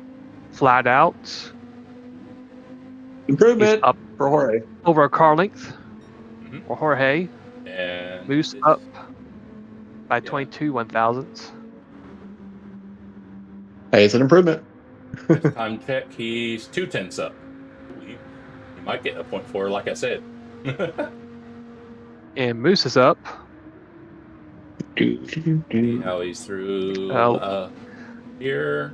Looks pretty good. Last time there. for the Lamar chicane. Okay. Still up by 2 car lengths. About 45-4. Moose. Moose smart. lost a little bit there. Yeah, I was like, am I going to get this out spot on? Looking like it. All right, because the finish line is going to be Ooh, 45-3 for Ooh. Jorge. For Moose, it's going to be a 46 flat Ooh. .08. Nearly got himself a And here, 45. Oh, still so close. Yeah. here comes Metal to finish up his lap. Let's see if he can crack into the 48s or not. And he He will, does. 48.1. Yeah, And very good. almost a second gain there, too. Yeah, Nicely done. yeah. Oh, I did not expect to be anywhere near with my prediction, but hey, I'll take it. And it's like we would kind of, guess we could say we're draw even. Since you were thinking 45-2 and I was saying 45-4. Yeah. So yeah, unsurprisingly, got Jorge Senior with his 45-372. Then Moose with his nearly 45, but 46 flat there. Then Metal with his big improvement to improve to 48-1. Once again, all in the Viper, so if you're in the Viper, just be mentally prepared to be berated by Shaggy. Because you're a bunch of meta sheep. Just because I gave it to you don't mean you have to use it. You use any other car that's allowed, but there's like 4 Fords in this thing, and you're like, nah, I don't do that. I'm gonna use the one Viper that's not even a real car. At some point, Shaggy's just going to give you all crap boxes, and then it's like, okay, but there you're. But see what you do with that. Yeah. No, we really need new cars for these for the American cars. Come on, PD. Can't give us anything. I I was mean, don't they have thinking, like a Mustang Evo or the GTD or anything? Now, I was going to say, this would be kind of crazy if you throw in the American Racer Mustang. But I don't know if that Yeah, would have worked or but not. I'm surprised they didn't make that a GT3 car. You know, Yeah. but nope, fail. where is it? Let's see, I guess. So you're in the team, right, Jeffrey? Or are you like a free agent? Yeah. In VR. Yeah. In VR. I was going to ask you, how long have you been with in VR? I guess it has been since I believe it was either 2024 or 2025. And how I met them was they were doing pre-testing for a NASCAR race here at Daytona, the trial version. And I saw that AMS Dude was in the room, so I figured, oh, I'll just pop in the room, see what's going on. So after we got done with one race, their cars were of course tuned, to where they need to be tuned. Mine was not. Mine was more like a BOP standard tune. So after that race was done, they kind of hooked me up with a good setup. Got to hang out with them. Did that first Daytona race, and then afterwards, it's been history since. I've joined like 2 or 3 seasons with them for GT7 for the NASCAR series using the Group 4 Silvias, Oh, okay. because that Silvia is like the best thing you can use for any NASCAR race. And when NASCAR 25 was released, we pretty much went over there and started our new series. And we just completed our first season about like last week or 2 weeks ago, I believe. Was able to capture both the ARCA Menards and the Craftsman Truck Series Championship, which was pretty cool. We had 360 Real Christie, he captured the Xfinity Series, and we had Seaman, he captured the Cup Series. So since we got done with our NASCAR Cup Series, we're going to do an IROC series as soon as we get done with the multi-class World Series, and hopefully once we get done with IROC, we then can transition over to NASCAR 26, because NASCAR 26 will be released in September, and hopefully we're all hoping that it'll be a much more toward the multiplayer league stuff. I mean, 25 overall was decent, so to some degrees, but I Nice. think they kind of went maybe too much on the aspect of the career mode, because I felt there was some stuff that they could have done to really help and improve the online features, especially if you're running a league. We had it to where we wanted to do our own qualifying. Well, you can't really necessarily start your qualifying because with all the different cars there, you might have one car that might accidentally go too far and they'll start our last lap. So we had to do it by points. Whoever was lower in points, the higher their positions will be. So, but we made it work and we survived it. So hopefully, once we get to 26, we'll have some new members or more members come show up. But yeah, it's been great to be with them, being able to hang out, race with them. They're very clean, very professional. They're pretty much remind me of, they're more toward they like the older NASCAR stuff like it was back in its prime time back in the 90s, early 2000s. They're not really too big on it as of right now, of how the point system works and having this and Nope. that, but it's been awesome to be around with them and being able to be a part of in VR itself, being able to represent the team in all kinds of races. So Nice. Very good. Yeah. Yeah, I miss the old days. Because like I haven't watched NASCAR since like maybe the mid 2000s. You know, like yep, it started that going out sounds after right. that, Yep.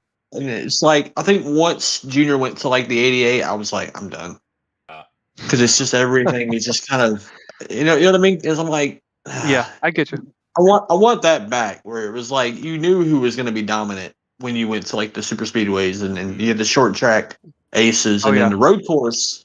Like you had like the ringers, like that was a whole thing, and now it's just Yeah. whoever's got the money. Like it's, mhm.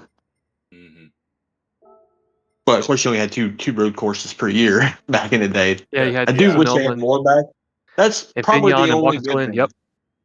That's probably the only good thing that they do is that they've expanded. And there's more road courses because a lot of those are like pretty damn awesome. You know, the fact they got Oh yeah.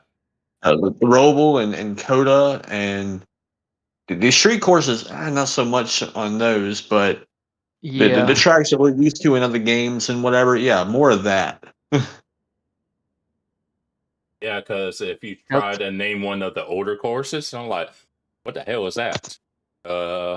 People nowadays, I was like, oh, that used to be a kick-ass track that they Infineon use. before that, or Yeah. Sears Point. It's Sears Point. Sonoma. Yep. Yeah.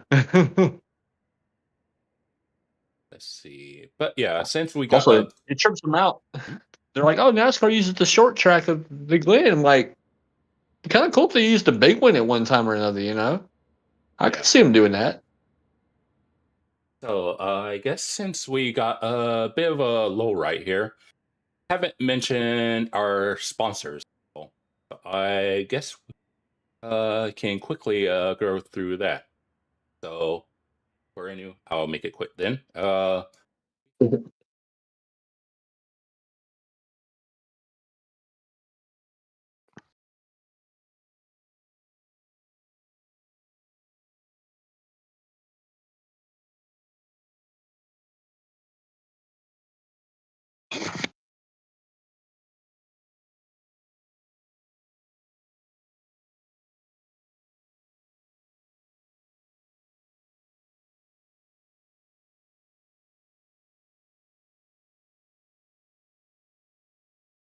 think so.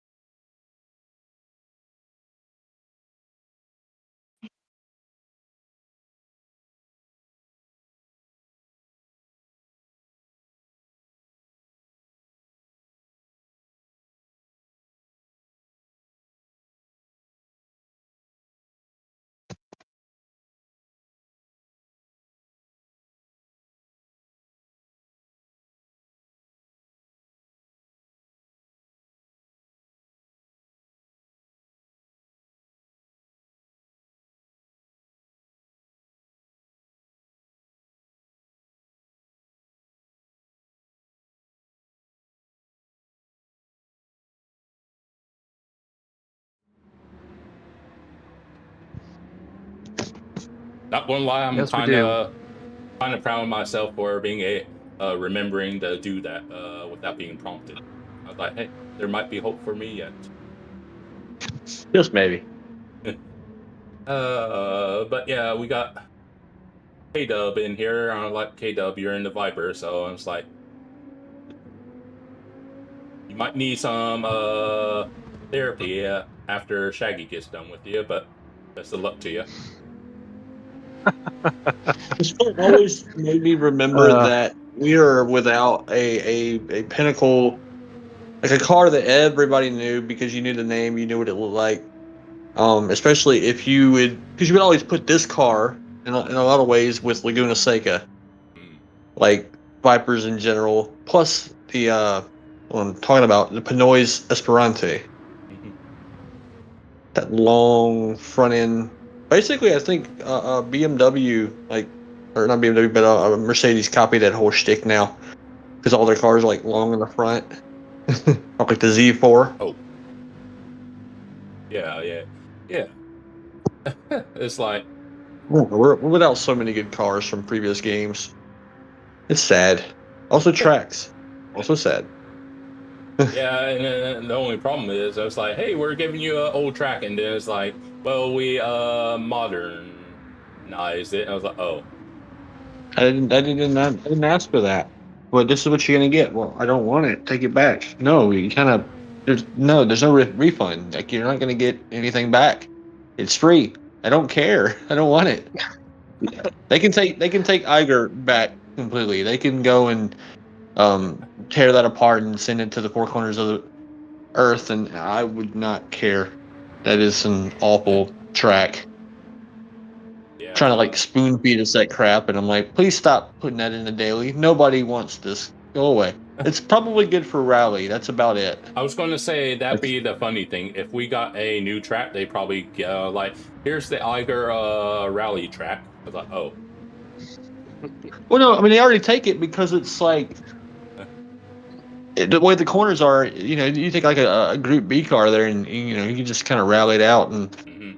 I don't know. It's good for that, but that's about it. Like it's not actually good for racing, and I'm like, well, give us something we can actually race on. Like, hey, look at the F1 calendar. Pick anything off of that we don't already have. I will be happy. Yep. You know, anything. Yeah, that's the You have only a number of them. That's the only downside about PGV. I was like, even for, I like to try to pronounce names, but even that's like too difficult for me to pronounce. Like it's cool that it's there, but that track is honestly like too narrow for most people's skill. And not even being funny about people's skill. It's like it's just a narrow track except for like the back straight. It's like people are going to ladder into each other.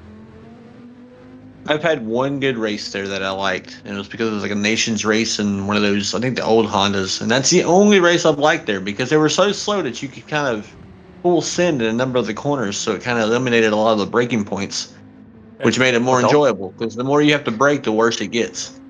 Well, don't forget, they one time had the Toyota GT Cup. They actually had the Priuses over in that track too at one point. Did they? I thought that track come out after the fact, like the Yeah, Toyota. Oh, I thought you were talking about Laguna Seca. no. Laguna Talking Seca. about Oh, no. the That was an awful combo we just had there for Nations too. I still won it, but it was awful. yeah. I was like, No. I am not going anywhere near that. I was like, like, if I have a bad race, I might get DR reset. Oh, we got a good one coming up Saturday for Nations though. That one's actually really fun because those cars have been used a number of times between Nations and the Toyota Cup that they got rid of, which was actually better than their own stuff. But hey, whatever. Some of my best races have been in their Toyota Cups for like GTWS kind of stuff. And yeah, it's BRZ, the GR86 is the same car. Okay. All the insides are the same. The aesthetics on the outside are a little different because they got to have their own little Subaru and Toyota resemblance to let people know what it is. As Americans, we got to put what the car is and how much horsepower it is on the outside of the car, just so everybody knows. Yeah. Unless you're driving a McLaren, then it's like, or a Lamborghini, then you shouldn't need to know. You already know Yeah. what you're driving. You can look at it and be like, I know what that is. Like, so how much horse?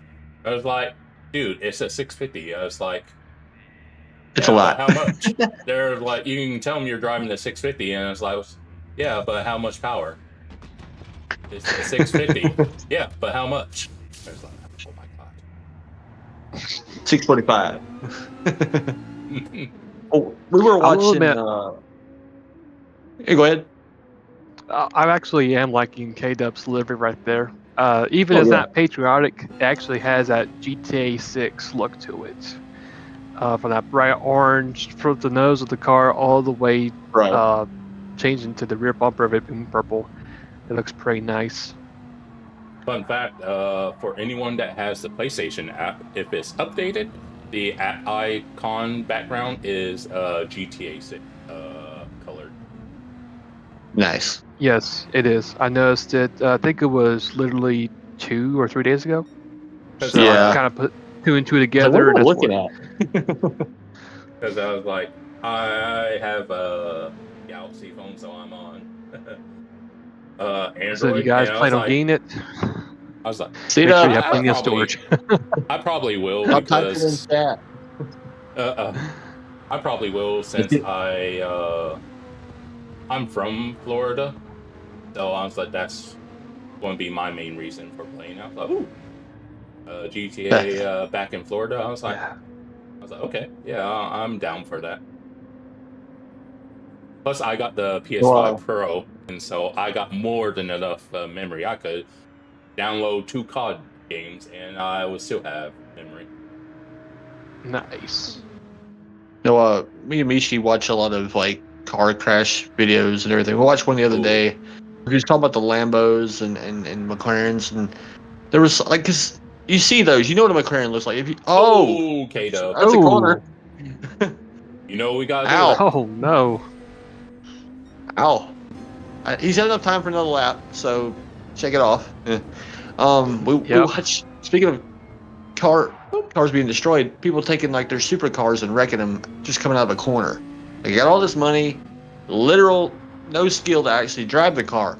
Plenty of skill to make money to buy the car, but then to actually keep the car from wrecking in like the first 5 seconds that you have the keys. And there were so many Ferraris and Lambos destroyed, and especially when they burned the clutch up and the whole thing just burst into flames.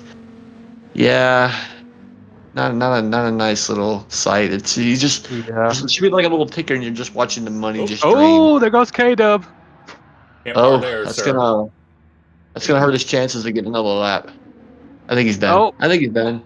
We think he's done. He's done. Forward. Yeah, I think he. We're down to time.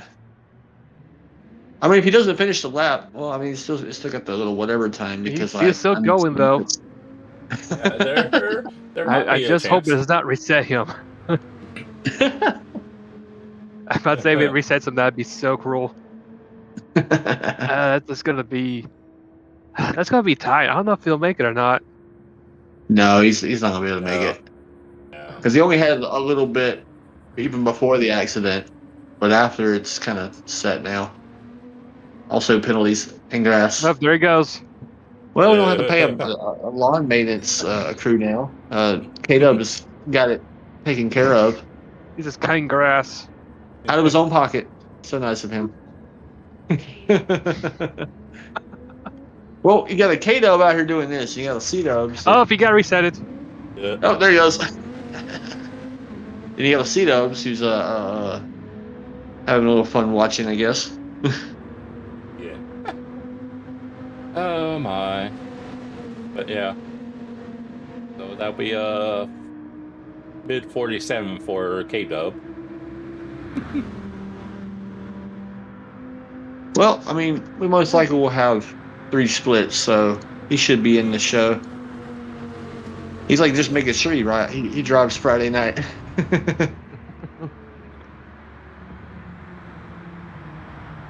Shortcut? We're gonna find a shortcut.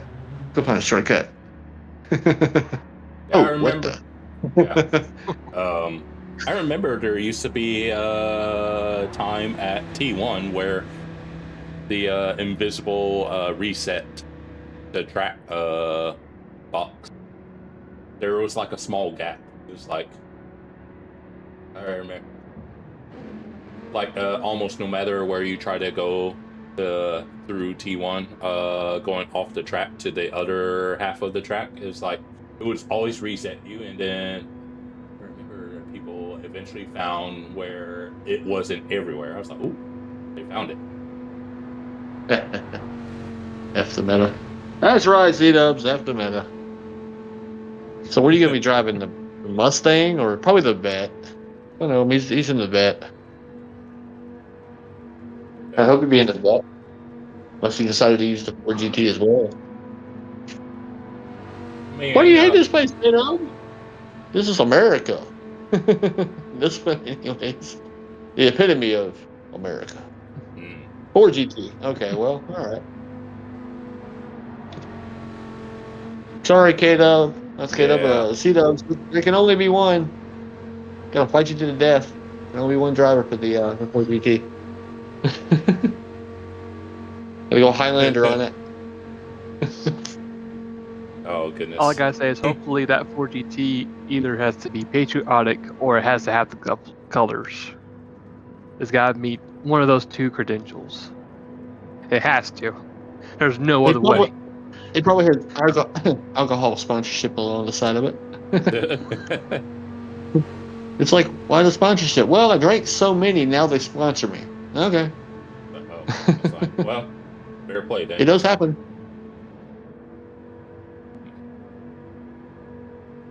Yeah. Yeah. Trying to think if we have anyone else that's yet to put in the time that might pick something different. Like, Yeah, I mean, there's still two other 4GTs, and both of them, they're worse on fuel than the normal one. I don't know why, but they are. Oh yeah, the other 4GTs. Yeah. Yeah. Some might say the black sheep of the family. All right, it's black and golden. I can respect that. Okay. I wanted to see somebody in the Mustang, though. It's the best on fuel. You're going to be good in the race. I mean, as long as you get the draft to be good, you know.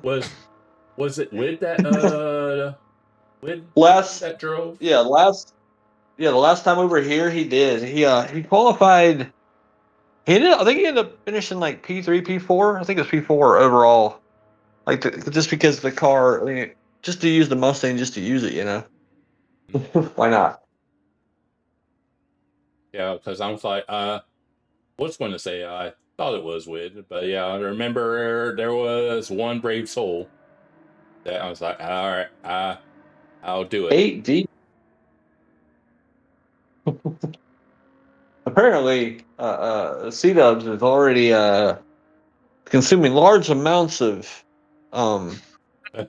what would be described as rocket fuel. Yeah. No, I don't think it's the kind that he thought was actually going to take him to space. It's more like the kind that takes you to the grocery store down the road. Well, I mean, it takes you there, but you end up in the side of the building. But still, you get there. Yeah, I was like, can't guarantee your condition, but you'll get quickly somewhere. Yeah. Houston, we have a problem. What? I'm not in Houston no more. I don't know where I am. Let's see. All right. Y'all have fun. Yeah, if I were to like you say, Houston, we have a problem, knowing me being the nerd I am, I would probably say mission control.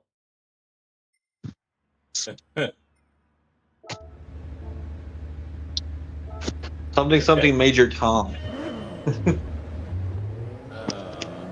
But yeah, got C-Dubs and Drobo in this one.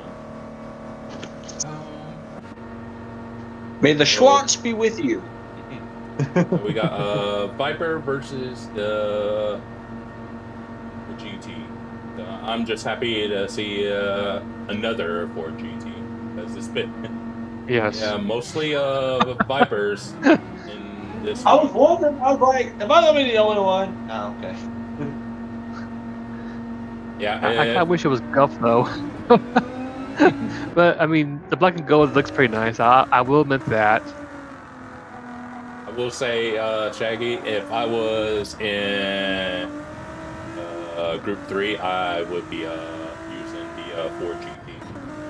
Well, you still can. I mean, if we have spaces open, you can always sign up and jump into a Ford GT, in third split or whatever. Wherever we may end up at. I mean, Because I if probably. there's a spot open, we might do that and jump into something for GT1. It's Just funnily because. enough, I've had my best result from not doing any practice for a race. That was the Bathurst race. I had Right. literally done no race practice at all. I was like, okay.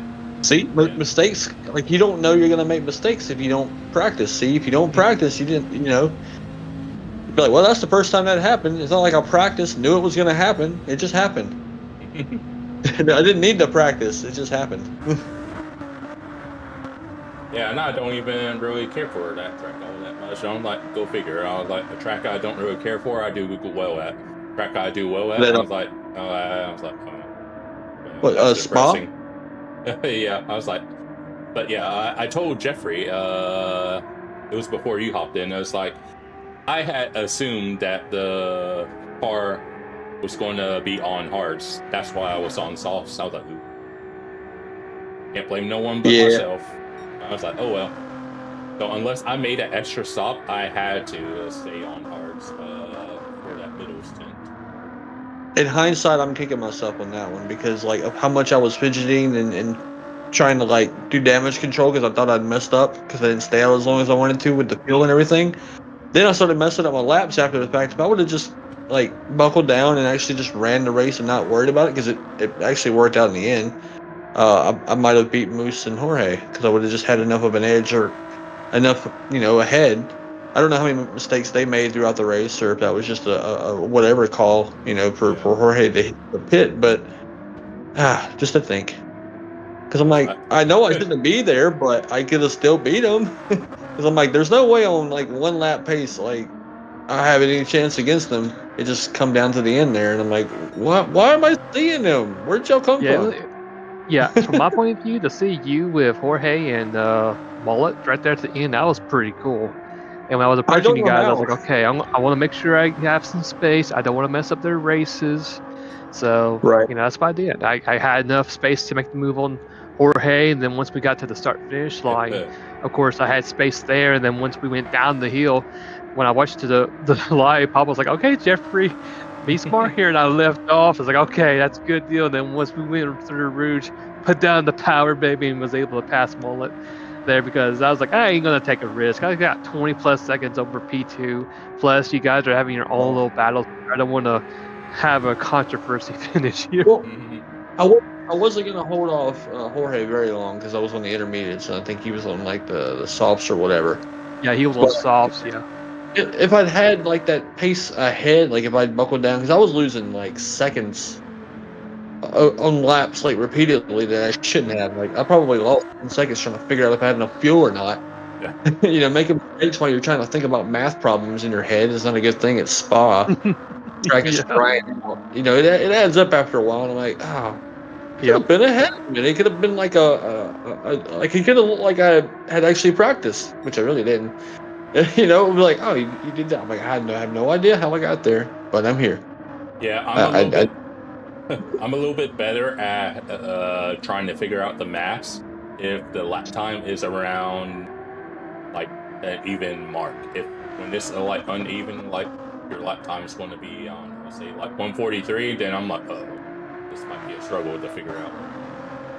Well, I had a cheat sheet. I knew exactly when the rain was going to come through it, and I advise that when I do these, I only do RO7 if I want major rain. Which, if I want it major, I'll have it in more slots. If I want it just to come through, because I only had it in one slot. It came through, passed by. It didn't really rain a lot. It just stayed around until the track eventually dried out. So yeah, it was enough that you needed a chain. Yeah, you weren't going to go and be able to run through it because we had one race, I think, and there was an option where you could have, Ooh. and people did try it, to where you just stayed on the slicks and kind of just toughed it out until it dried back up enough. But you would lose so much time. It would pay off, but you would also lose that back. And you might, if you didn't die trying to run the slicks in the wet, you might have gained a few seconds over what you would have gotten, had you pit. But it's risk reward. Of course, I'll practice all these things just in case. You never know. You're like, I might need slicks with like 5 laps of wet weather to just, do this and do that. Back in the day, I was practicing on slicks or enters or wets on a dry surface to see how long it would take before they died completely. Ah. Just numbers in your head and something to write down. So you're like, just for safekeeping. I did it in Toyota a couple of times. Ran the enters for way too long, but everybody else pitted. I just kept going. Finished the race with dead enters back when the physics were actually fun. Yeah. And and then spit it out and still win. Okay. Yeah. Yeah. Even though the race didn't go well for me, the spa race, I still had fun. I was like, oh, that's good. I was like, even though it didn't go I hated that. well, I was like, I still had fun. Peace. I thought you had it. I was like, oh hell yeah, go Yeah. Mr. Casual. And then I saw like you were still out, and I was like, no, I don't want to. Yeah, because I was busy that week, so I had no idea when the rain was going to get there. Yeah. So that would have been the one And I time know where practice would have always done me well. Yeah, all you had to do was do one practice. I know, but sometimes it's really hard to get that hour and a half just to yourself and be able to run it. But I always say you go to custom race, set it up, because it's very similar. It's going to be very the ambient temperature might be a little different. That's about it. The wind's always going to be different because it's going to be random no matter if you're on online lobbies, if you're on custom race or whatever. Just to see where the times come in. Write the little times down where the rain meter gets so much. Then when you're doing your laps, you can add however much, like, oh, do I need a pit now? Or if I run another lap, this time is going to, interact with that next lap halfway through, then I'll be screwed on that last part of the lap because the rain's going to hit. Once you know those numbers, piece of cake. The bad thing was, though, I thought I'd messed up and didn't take enough fuel on the last one, so I was saving fuel. On the, I think it was the GT1 race I did. Because I was like, these numbers aren't matching up right. What's up? Yeah, I ended up saving too much fuel because I was managed to muster enough energy to do one race C from last week. And I ended up saving a lap of fuel too much. See, I didn't practice the strat for GT1. I practiced it for GT3. GT1 was just going off of what I'd already saw. Because I went back, I looked at the video, and I saw how many laps it ran. We ran one less lap than that. So it kind of, or it threw me off a little bit. I was like, do I need another lap? Because I thought I was going to run another lap. I was like, I don't have enough fuel. And eventually, the last lap come up, and I was like, oh, thank God. Because I did not have enough in there. And I'd been saving a little bit. I finished with just enough. It was fine. But yeah. Gets scary after a while. Yeah, the race C I did. I saw a face that we haven't seen. Saw Cotton Ballistic in there. I was like, oh, I haven't seen that name in a little while. Come on, Drobo, you got it. Oh, yeah. No, lot. Drobo, yeah. He No worried. pressure. I was like, hey, you got it. No pressure. C-Dubs is the one that's like literally drank way too much.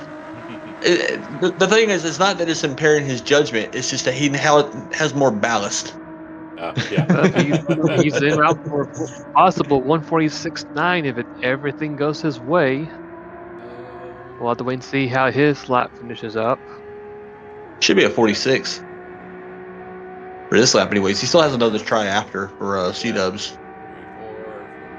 Drobo will be able to do another 46.8. Yep. And then Not bad. Drobo's on his final lap. And, yep. Final lap for both of them. Little grass. Okay. But, Good agree, never heard about him.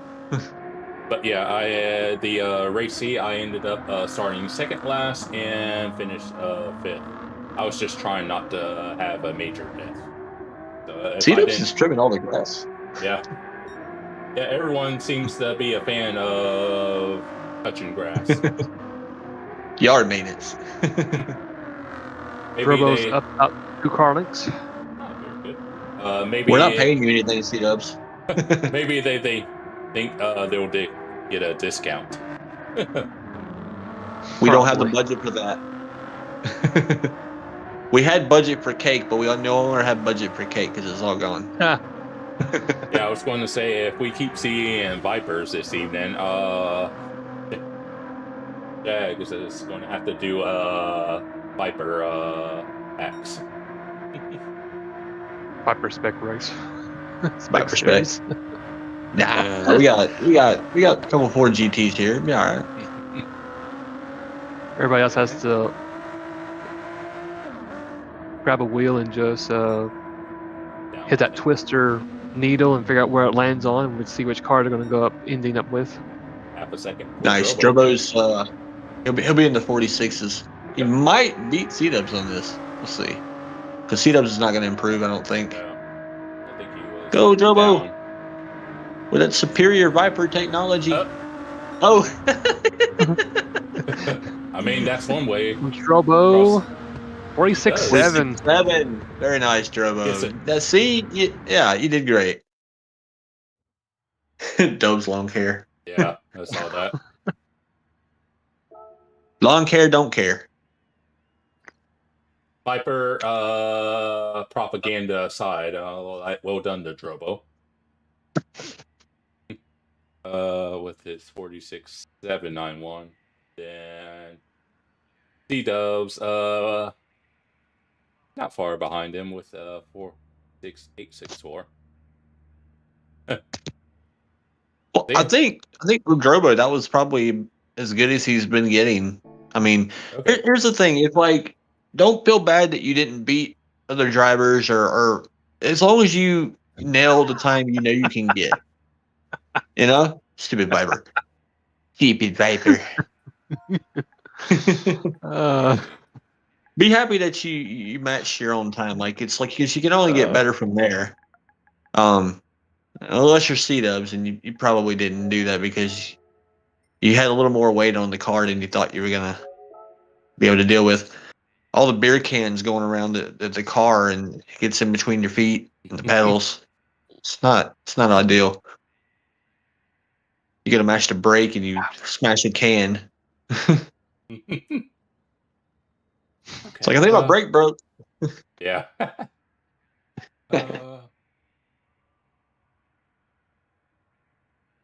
So, Jeffrey, do you have a particular favorite of? Yeah. He said he had to pee so bad. I'm like, that's why. You weigh too much. The car. Dude, the whole balance off. It's not that you had to pee. It added like 20 pounds. That's probably what affected the car there. Aluminum adds up too. All the cans and the extra beer pee. Yeah. Oh, goodness me. Do you have a preference of car to drive? Like any group? Road car, race car, whatever? For this particular race or for any race just in general? I mean, either one. I think my favorite car here in this game, and for all time, my all-time favorite greatest cars, number one has to, of course, be the Ford GT40. Okay, yeah. The story behind it, the way how Ford and Carroll Shelby and everyone involved in that whole project itself for Ford, being able to dominate Le Mans and just basically, shove it in Ferrari's face. That was an incredible. That's, in my opinion, possibly a true example of mastery, American craftsmanship right there. I think another one of my favorite cars will have to be, I think, the Bugatti Veyron. Very fast car. Okay. That was probably one of my favorite cars when I was a kid. Just learning how fast it was and the speed of it. So it was really cool to being able to drive that car, and especially in Forza 4, being able to go to Le Mans and just literally run down the main straight, hitting like 250, 260 miles per hour, which was incredibly fast. It was awesome. And I think my last favorite car will have to probably be, I think the Ferrari 330 P4. I think just the way it looks. I mean, the way it drove. I've actually owned both the GT40 and that car in Forza 4, and those were probably the two cars I've driven the most in that game. I mean, it looked, the way it drove was pretty cool. The way it handled, the way it looked, even looks pretty cool. So those are probably my top 3 cars ever.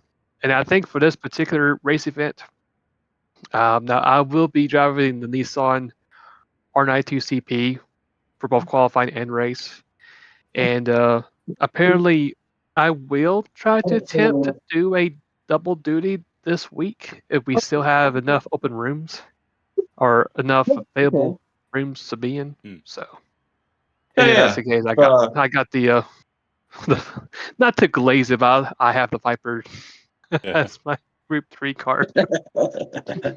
Yeah, you can do that. I mean, if there's any room, yeah, see what we can do. Just have to let me know though, like prior. I'll put you down like the next person, because it's usually anybody that actually wants to do it. It's usually me, Dan, and maybe 1 or 2 other people that will, probably do it. But, yeah, definitely do it. Yeah, we had Speaking some of plans Viper, prior this week, but it kind of fell through. But so I might be available once again. Okay. Yeah, speaking of the Viper, Another speaking one. of the snake, another one. Yeah, probably, I guess for like any car, like in a racing game, probably what the one that stands out to me is, going back to Drive Club, was when they added the Koenigsegg 1-to-1 car. That car Oh, was that's like, a good one. because before that, whatever DLC it was called that had that car in it, it's like before that came out, it's like the hyperclass in that game is like you had an idea of how to drive that car, and it's like that car was so wickedly fast. It's like you had to retrain yourself on how to drive the tracks on that game because of how stupid quick it was. So that's probably like one that I would say that I ended up remembering the most, because before that I've never even heard of Koenigsegg, so that was like my first experience with that car brand. Then they had I think it was the Gira, if I remember correctly, in there as well. It was still pretty quick, but not as quick as the 1-to-1. Because for those that don't know about the 1-to-1, it generates 1 megawatt of power, which is why it's called 1-to-1. They actually had that car, the Koenigsegg 1-to-1, actually in Need for Speed Rivals. And the cool thing about was it was like a free DLC. So when I had the Xbox back then, I think they had it to where if you had like the best stuff for your car, if you hit turbo, and if you also, your car had the electric field surrounding your car, and if you hit max speed on a cop car or even a racer, that would automatically permanently, destroy their car to where it's a complete full knockout blow. And when I saw that, I was like, oh man, this car's awesome. Yeah. So that was a neat thing that they added in as a DLC for that game. So it was really cool to own it, race with it, do some stuff with it. Okay. Yeah, it's a shame that most of the recent Need for Speeds don't really hold my attention. If I even play it at all, I might play it for maybe at most hour and a half, 2 hours, and never play it again. Well, I think that earlier this year, I think they actually did pull the plug on the servers for Need for Speed Rivals. Yeah, I think they did. Yeah. Yeah, because that's been out for ages. So. Yeah. Okay. It was a pretty cool Need for Speed game, though. I really enjoyed it. for you to either choose, either to do the racer career mode first or be the cop mode, and being able to experience both how the cop cars felt and how the driver's car felt. So it was pretty cool Because to experience that. unfortunately, I never got to play the game myself.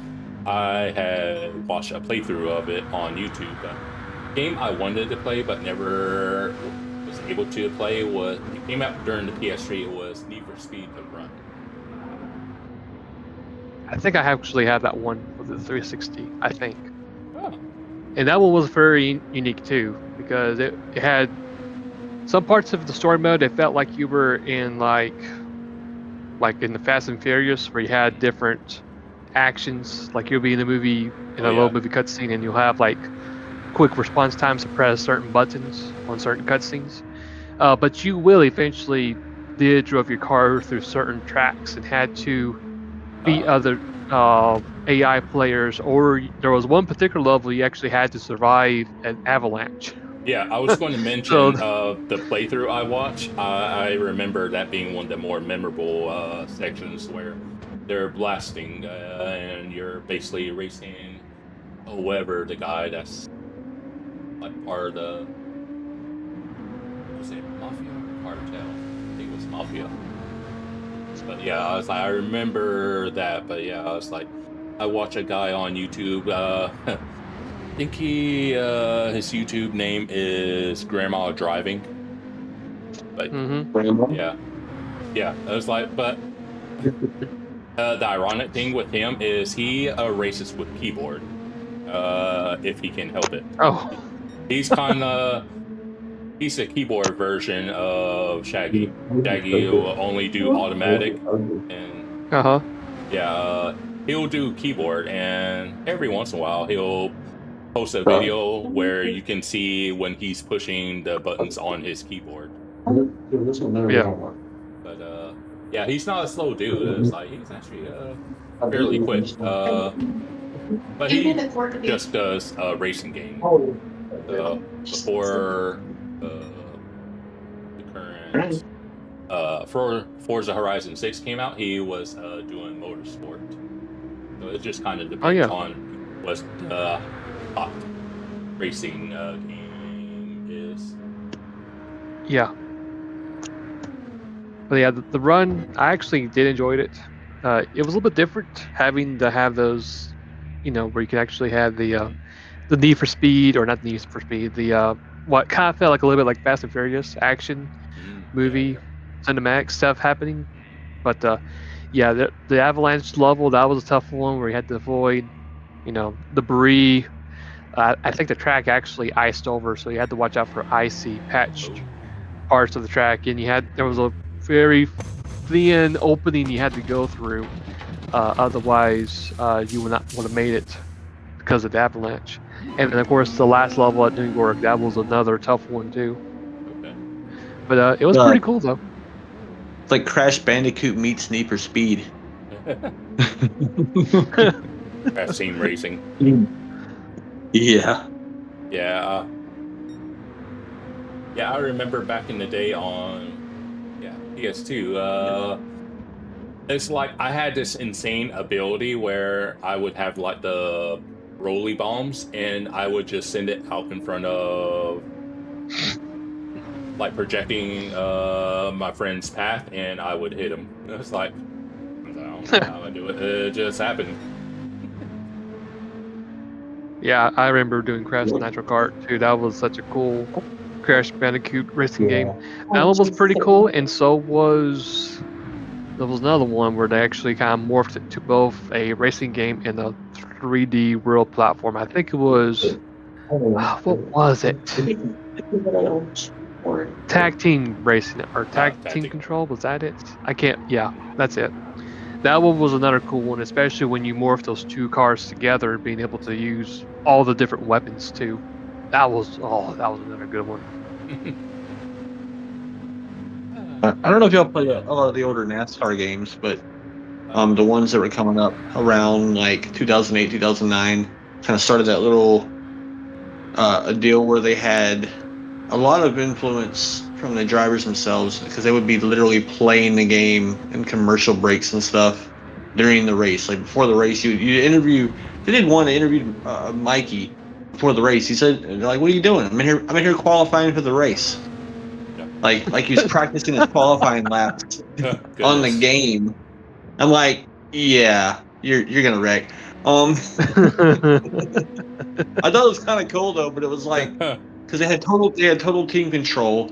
So it was a whole all the Hendrick drivers were a part of that How at the that's the time. best. So that was Jeff Oh. Gordon and Jimmy Johnson and uh who did they have at the time? Because they had Casey Kane after a while, but I think that was still like Vickers and Casey Mears, like back in the day, you know. Yeah. But probably the last time I really watched it was in that kind of era. And the games were kind of fun but it was hard because the AI was so stupid. You would go back and forth between the cars, and then you would get Oh, the yeah. other, your teammate up to the front, and all of a sudden, when you went back, the dude's like 10th. Like, dude, what Yep. happened? Yep. Especially became very annoying, especially if there was a special challenge you had to do. It's like, oh yeah, you and your teammate has got to finish like first, second, third, or Yeah, like let's say you have 2 or 3 teammates. Yeah, and it's a really good big purse money. And then you go to these races and you see your teammates all the way back in last place. I'm like, why? Why are you letting me doing this? well, And then especially when you started out and you had the crappy contracts and you were driving like Yeah. whatever. It wasn't even real drivers; it was just their made up driver cars. And like your teammate would be incredibly awful. He would just be sitting around 39th or something. Yeah, but see, Strick has hit a 47.060. He's got one more Improved, lap to man. go. Yep. But yeah, that game itself, that's probably the most time I probably played, was probably that one. And Right. yeah, that's out of a 10 out of 10, it was like a 12 out of 10. I mean, it was Right. was perfect. It For was the like, time, mwah. yeah, it was great. Especially when you could drive, like you could get contracts to drive all the Bush cars and the Cup cars. Because I always loved driving for Junior's team. It was like M2B or something. It wasn't like JR Motorsports like it is now. It was the one that they had Truex Jr. win 2 titles with, but it Chance wasn't 2? JR Motorsports. Huh? Chance 2, yeah. Chance 2, yeah. Because they had that. And that was back when like Danica had just gotten in and she was still in the Bush series or whatever. She could like go race her car. Back when Kyle Busch had like a Bush car, Kevin Harvick had like the 21 Bush car. Mhm. And you could go drive all those cars with better contracts. And I remember like the Reese's cars, or the Reese car for that Kevin Harvick one. Yeah, that's good old days. Oh yeah. Yeah, I was gonna say, since you were talking about you having a lot of time on it, I was like, I have a crazy amount of time on that game Drive Club. I was like, that was back with when I wasn't really working all that much. So it's like I actually had free time, and I would probably think Drive Club came out in it was 2014, so. That was a fun one though. I think I would have been like Ooh. high 20s. Oof. Wow. 1,000 off. You missed out by 1,000. Well, Drive Club was interesting because of the weather change. Like, I've only noticed it with certain games, but when you notice, like when the weather hits you, like Project Cars had the rain, and it was like pretty realistic for that. Drive Club had the sunlight that would blind you for no reason, like the shading and everything. It was very interesting for that one. Yeah, I think one of the reasons was it was a game that was made for 30 FPS. And so that's why I think it kept a lot of its visual fidelity. Whether it was clear skies or you're in Norway and it's snowing at midnight on you. Right. Well, I wanted to have at least one race on the 4th of July. At least one race, C-dubs. You know, because that's why I did this. I knew not everybody would be able to show up. It's not a requirement to have to show up. It's just if you're able to, you're not doing anything. A lot of people are, probably busy, whatever, but a lot of people are also doing things later on in the day. They might be having, like, lunch stuff, but, That's it's like if you can spare an hour and a half of your time, you get to race, you know. But if not, that's fine. If you can come back, you can watch the race whenever you want, or you could watch it live. Don't matter. Yeah, because definitely Yeah, I can't don't know. be Right. definitely can't be running a race at night on a Saturday. I was like, ain't no one going to be No, no, sober. no. No. We're gonna catch y'all where you're nice and buzzed around like a little afternoon there. But by the time 5 o'clock comes around, you're not waiting for 5 o'clock. Like you're probably gonna pass out, recuperate a little bit, wake up, and bring more. You know. Yeah. All right. 47 flat from Strip 9. Ooh, got Digital Relay in here and Mr. Racing. Very nice. But yeah, I want to say I More don't Vipers. remember. I don't remember the exact number, but I want to say I'm close to like 4,000 hours on Drive Club. I'm so disappointed, guys. I mean, you could argue it's S7R, so it's like, well, You dishonor your family. All right, guys. Hope y'all ready. Go, go, go. All right.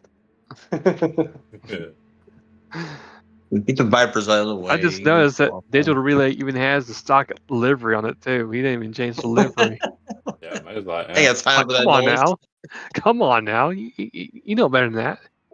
I did that before, and all I did was just go change the number with the stock livery. It just add a number to it.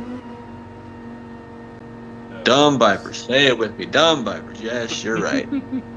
But hey, I would say at least you're not pulling the move where we've seen players would, especially on those daily races when they race here, where they just shoot across the grass and just stay close to the road as possible just to cut time. At least you're not doing that method to get their laps.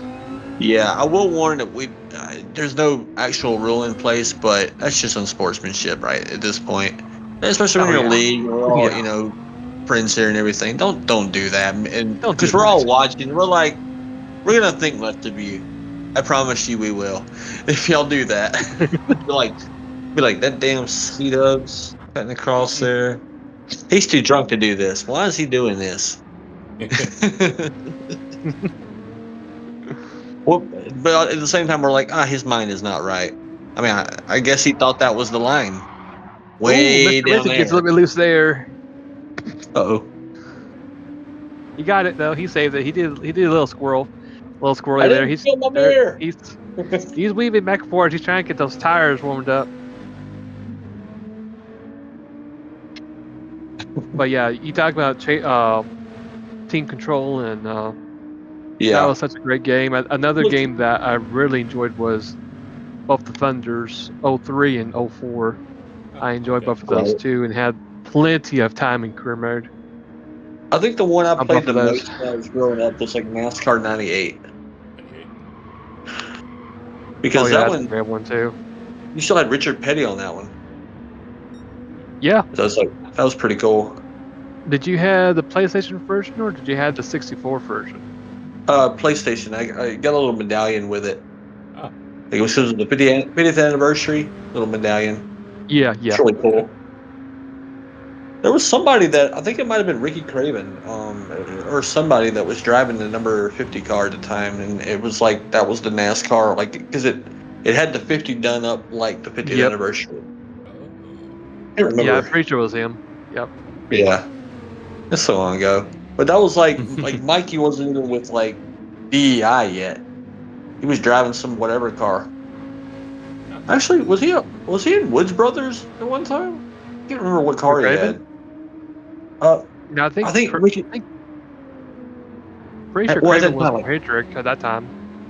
Well, at that time, yeah, but I'm talking about Michael Waltrip, yeah. I'm trying to remember. He was at Wood Brothers because he won the All-Star race with them in '96, and I'm pretty sure he stuck with them till. Because they always use the same colors, red and white, every time. Pretty much, yeah. Same number, all that, yeah. Yeah. Now they're regretting getting rid of Harrison. I don't know why. I like Barry, but it's not Barry. It's the car. I'm sorry, but you give a good driver junk. Yep. Sometimes the car is just junk. Yeah, Yep. very true. Wait, Yep. That's just like these unfortunate. Vipers. Just like these Vipers, junk. You fit that in there too. More junk. I'm pretty sure the drivers will disagree on you with that argument. Well, I mean, it's fast, but it's also worse than gas. yeah, and I get better tires. fuel They know mileage. the risk. They're willing to take the risk, and they know it. I have better fuel mileage in the city than y'all. My They'll make it EPA. work.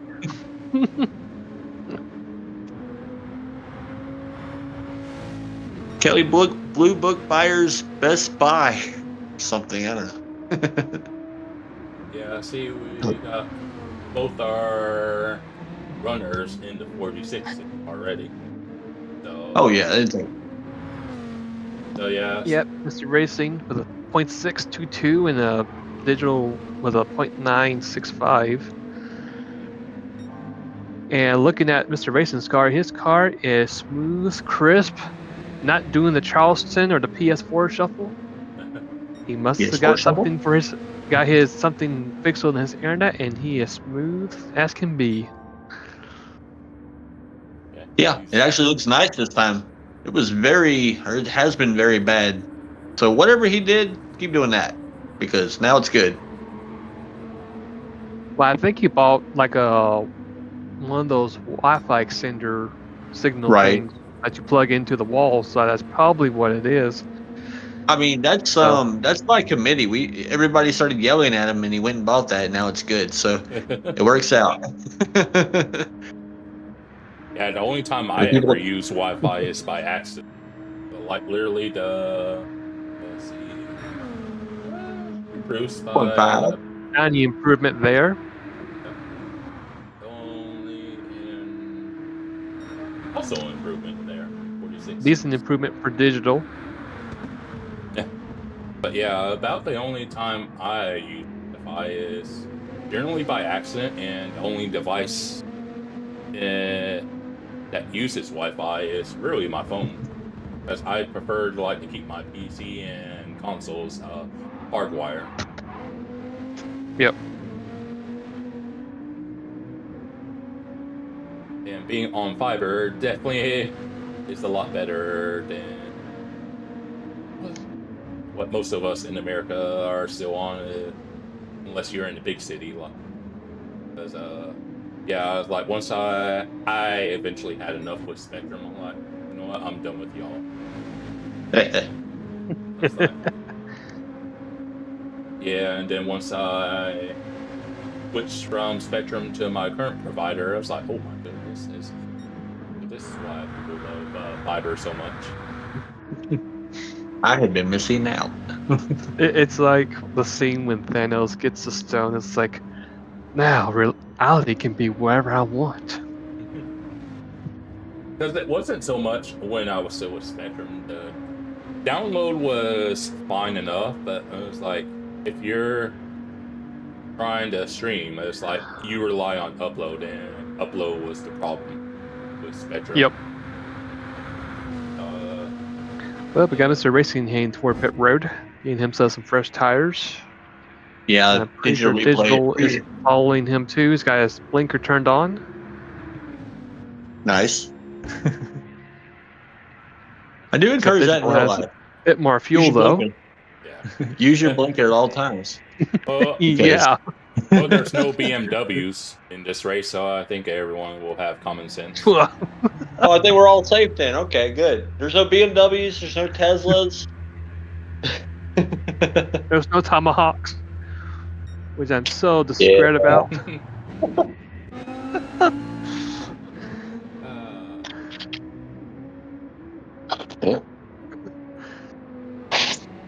No, you could also just say there's no Lincolns as well, so we don't have to worry about them going 20 miles an hour in a 60.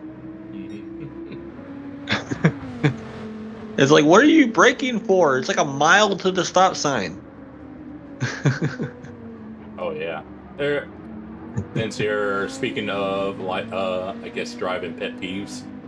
For Oh yeah. one of my pet peeves is, so you're not the first car at turning left at an intersection. You're behind the car, and so they're turning left. And then you got the person on the other side of the intersection. They're turning left. But both those people are the ones that will refuse to go, even though they're both turning left. I'm like, no one fucking go already.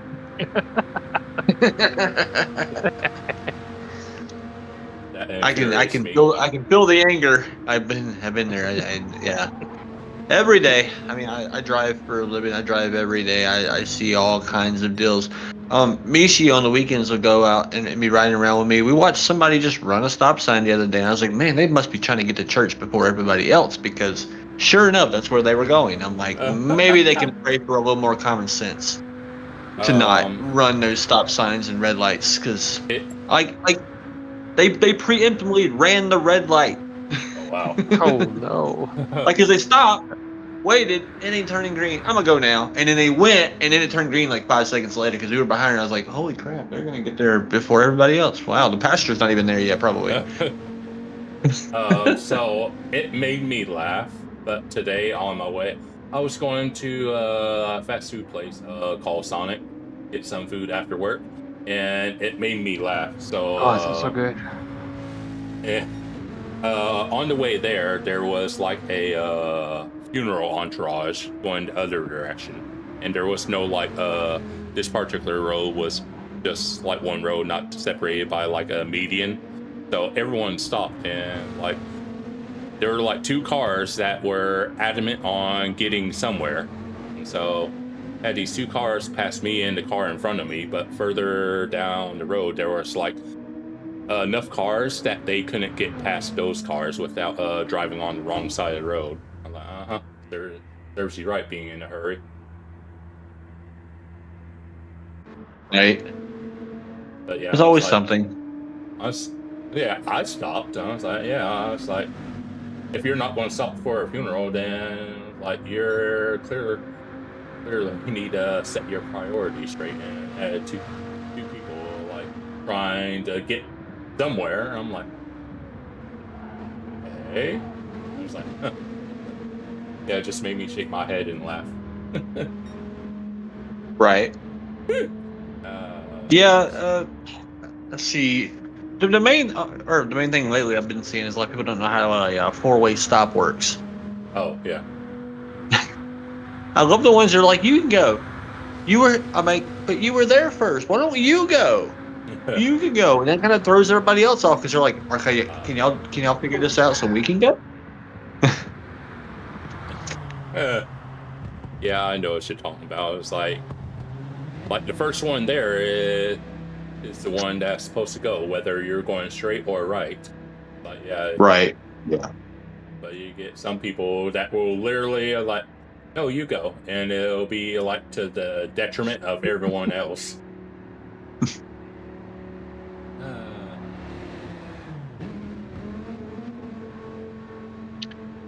Another 0.6. Yep. Can I have another one? Yeah. Yep, Mr. Racing with a 46536 and Digital Relay with a 46642. I saw Mr. Racing's run, and there was one particular checkpoint. He was like 3 car lengths on the red, so I imagine he just backed off and just, as you see right there, he just left. So Yeah. Right. All good. Yeah. So. At least it was an official clean lap. He did not have any disconnect issues, so that's good to see that. No problems there. Yeah, the car actually looked good in the lobby, so it's like, oh, okay. Obviously, the connection's gotten better, so that'll help, for more qualifying and races in the future. Always a good thing. Because I think proximity, it kind of messes other drivers up, as far as their connection when you're having a bad connection. Because I go and I look at the replays, and like other drivers will have no problems until they get around like a driver having problems, and then they're all fidgeting. It's like it's almost like a contracting a seizure from somebody. It's like secondhand seizure-ness something. I don't know. They're all freaking out. I don't know how you would describe it though, but it's like, is that contagious? Yes, and they're all just like twerking and whatever. Yeah, it's like then you get behind one of those laggers and it's like, oh shit.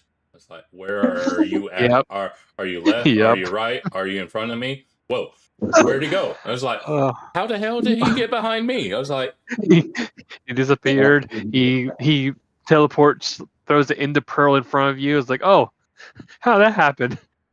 Wait a minute, something right here. yeah. Or they could be doing the PS4 shuffle. You know, they shuffle from left to right. yeah. I was going to say, I know, like when you're on the PS5 and you're racing against someone on PS4, it's like sometimes they'll just like, whoop. I was like, oh, where'd they go? Oh, they're behind me now. I was like, thanks, I guess. But so far we are in we're in split 3 now with Ooh. drivers for GT3. So Nice. yeah, and that's a banana. That's a banana.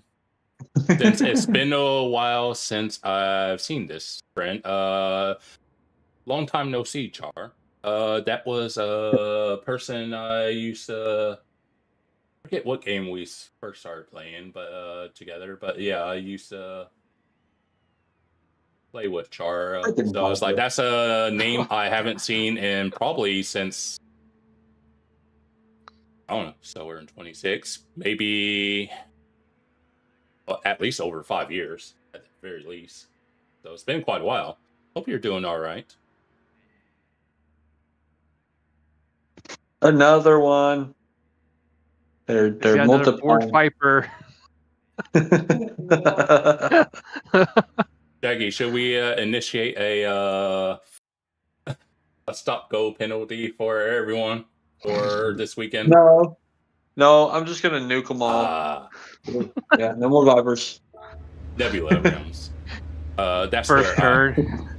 How many Vipers are in front of me? Okay. Good luck, everybody. No, the game I met Char from was Nebula Realms. It was basically akin to if you remember during I think PS3, like the PlayStation Home. It was like a social hub area. It's kind of like, in a sense, Roblox, only not as toxic as you hear about Roblox. But yeah, I still remember Nebula Realms. It's just been a while.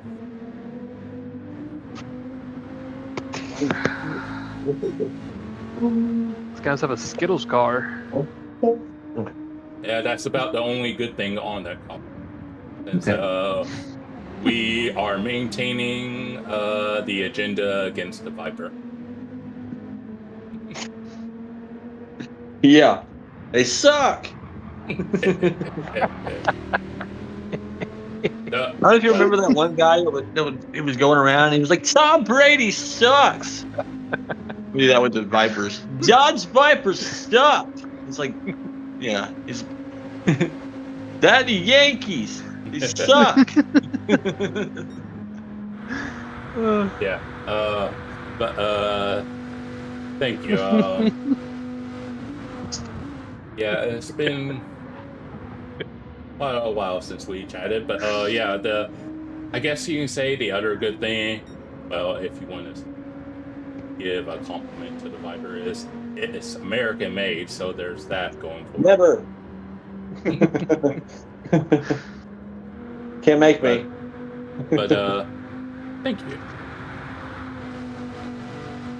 But yeah, honestly, I will say with that particular color scheme, it's going to be hard to miss that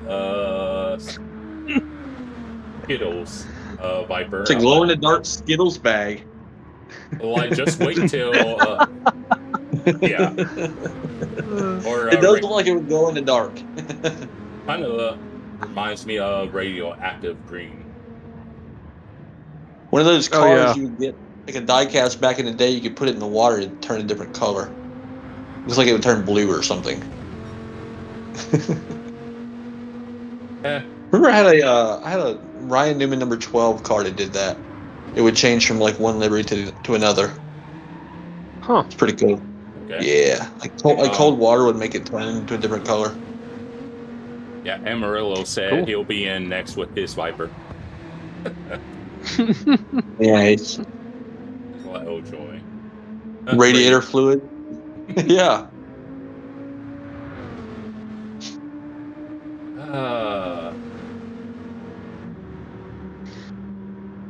So that's where the paint in Washington came from. It was like, is that why my car is Throw running the car hot? into the water. It's like, maybe. You're supposed to put it in the radiator, not on the car. Yeah, I was like, Why literally. did you paint it with it?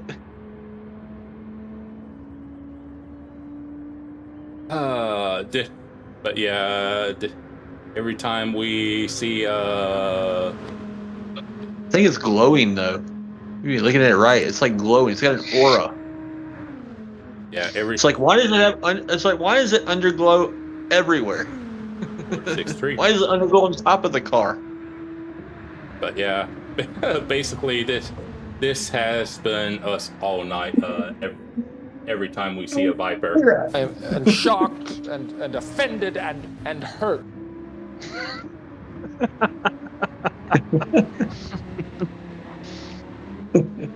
Poor thing. Banana.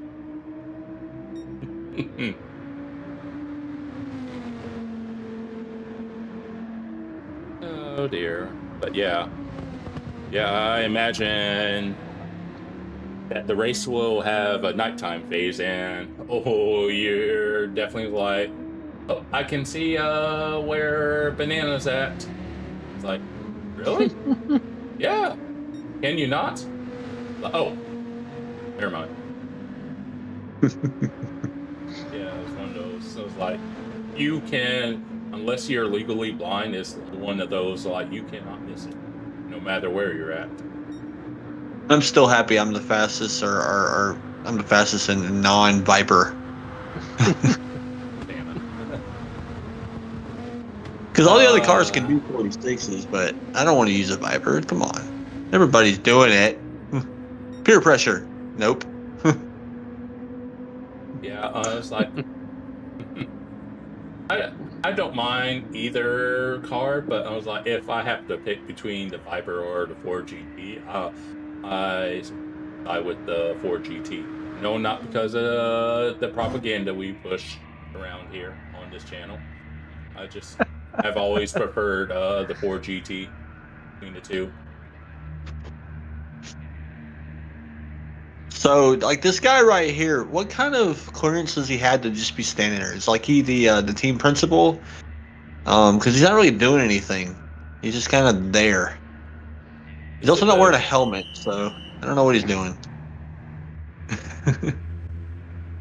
I thought he was about to go over pit wall. I was like, "What's your freaking helmet guy?" That's a pride angle. That angle was, that's such a pride angle. Oh goodness.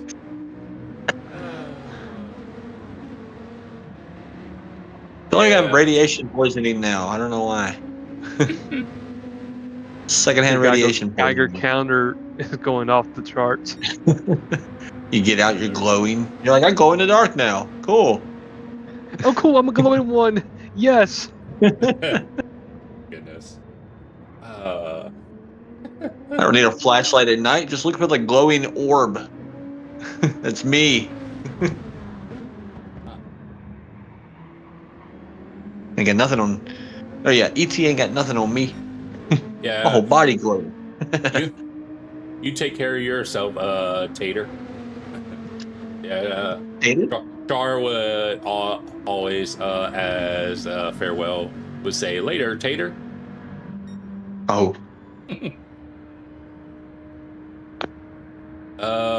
Papa's back, and he's curious on how bad is Okay, he let's see. doing. Where's Pop at? Come on. P11 overall. Well, P12 now, but or unless you already have his time. Okay, so yeah, P12 then currently.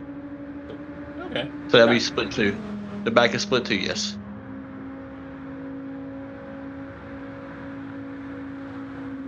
And of course, if there's any room, other drivers from GT1 or whoever can also jump in for GT3 to race in third split if there's room, because we're probably only doing 3 splits, depending on how many people show up.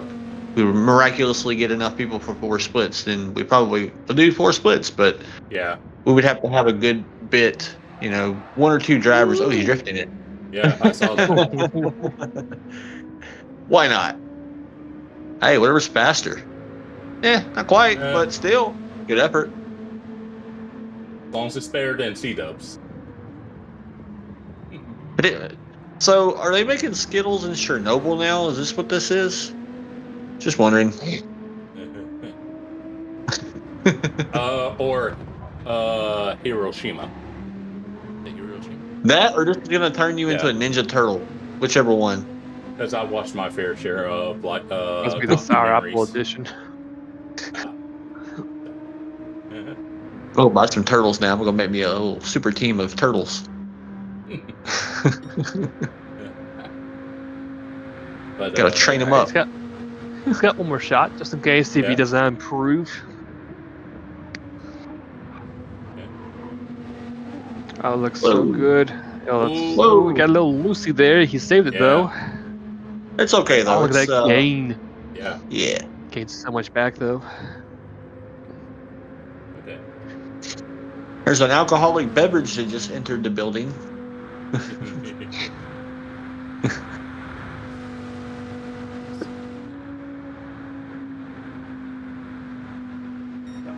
Hey, an improvement. Not bad. And he still gets another lap. Very nice. Hey, the tail wag was just for show. Do a kickflip. Just showing you, not because I had to do it, all the but way there.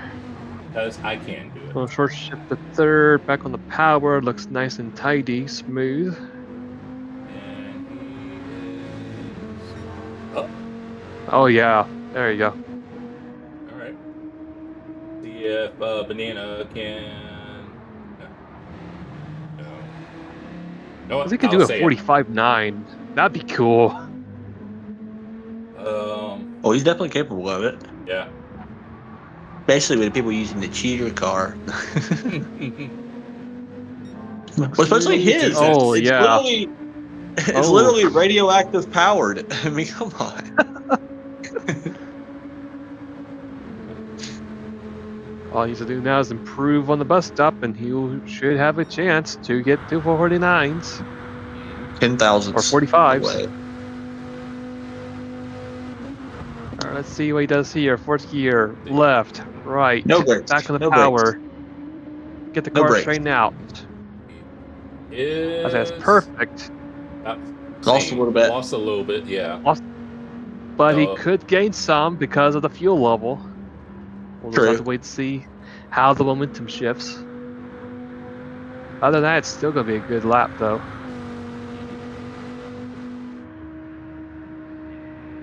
The 45. Oh! Oh, just so 1/1000th behind. He did Oh, gain a little goodness. more, but it was Behind it was that Moose. close. Just 1/1000th behind Ooh. Moose. Wow. Oh my Ah. goodness. That's a good lap, though. Woo. Awesome. It's Now do it terrible. again in a Ford. I was going to say it's a terrible lap for a Viper. Yeah, right. Oh my.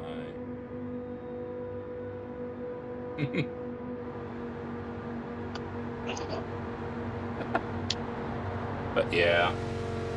Let's see. It's. If need be, we have time for 2 more sessions. So we're That is definitely true. going to have an alcoholic beverage. Try to be quick about things. But yeah, we usually get someone that's always like always wanting to be the last one. So I was like, okay. And I won't. I'm not too much of a stickler tonight since I'm off tomorrow. Jackie might be a stickler, but I was like, and he's the one running the lobby, so it's his call. But I was like, I don't really care either way. No. We're not doing no more than the Oh, allotted we got time. PPAPs, I think, has entered in the This, room. this isn't soccer. There's no injury time. We're not adding injury time. We also The got match Better Dan ends. in here, too. The match ends at 90 minutes. Mr. Racing is wondering where he is at so far since he had a bad quality. Well, he calls it P4. Oh, I haven't updated it. She hasn't updated it, so probably P5 now. that. Okay. I about to say, I thought overall it was pretty decent. I don't think it was bad. No.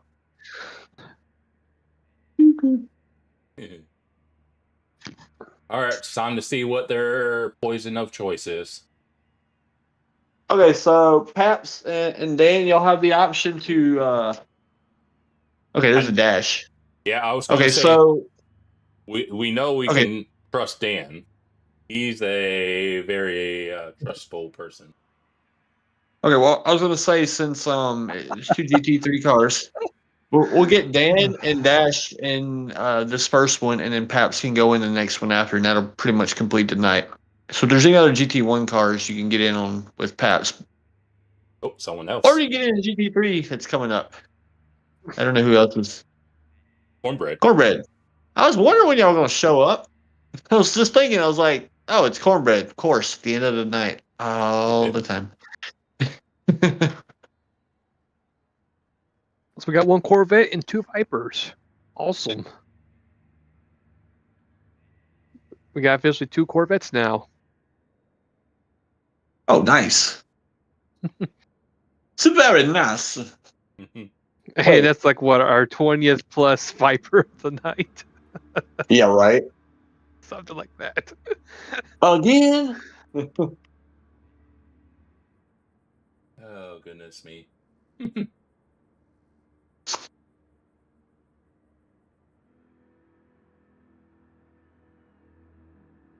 So good luck. We're all counting on you. Yeah. Classic. Yeah. I've watched that movie many of times. I was like, it never gets old.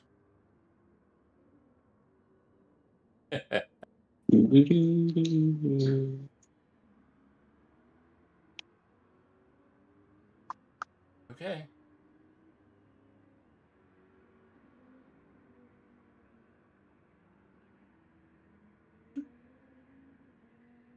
But yeah. Let's play a game.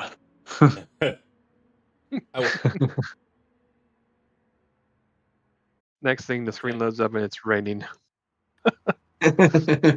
Yeah, if it's raining and American track, I was like, where this come from? Please. Jack Please. is like, best update ever. Yes. Petey, you finally did it. You finally made me proud. Because I don't think they ever said why North America never got rain officially. We all know why. But, Well, no, if they ever actually did something like that, it'd be like, come here, PD. For the first time ever, I'm going to hug you now. Because I'm proud of you, son. Okay. Blue shell, like always, on Dan's bumper. It's blue. It's a shiny. I think Cornbread's car is based off of Copperhead, I guess. That's the color scheme, I think. Yep, that's exactly what that is.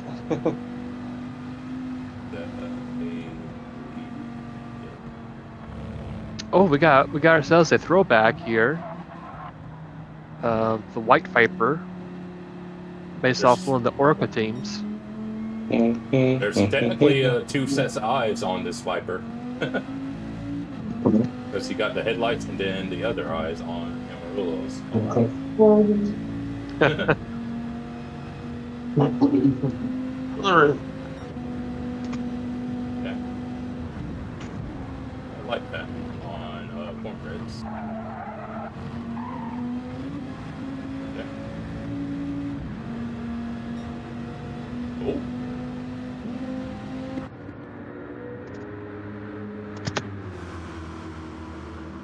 Alright, Featherdan's coming up to his lap using that high groove and then going below the yellow line. Nope, he's just waving his tires. Never mind. Like C-Dove saying, reminding that to be eligible for the drawing for the SimNet 3 medal set, you have to run at least 5 races. I thought it was you had to send him more beer, but okay. That works too. I mean, he might overlook the 5 race requirement if you send him enough. Yeah, bribe him.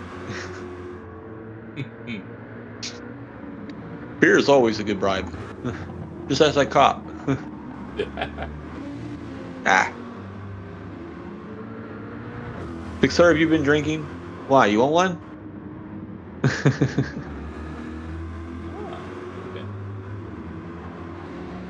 Right, Featherdan's first sector is 53.2, or second sector, I mean. 53.3 right there, and then the course for Cornbread is 53.2.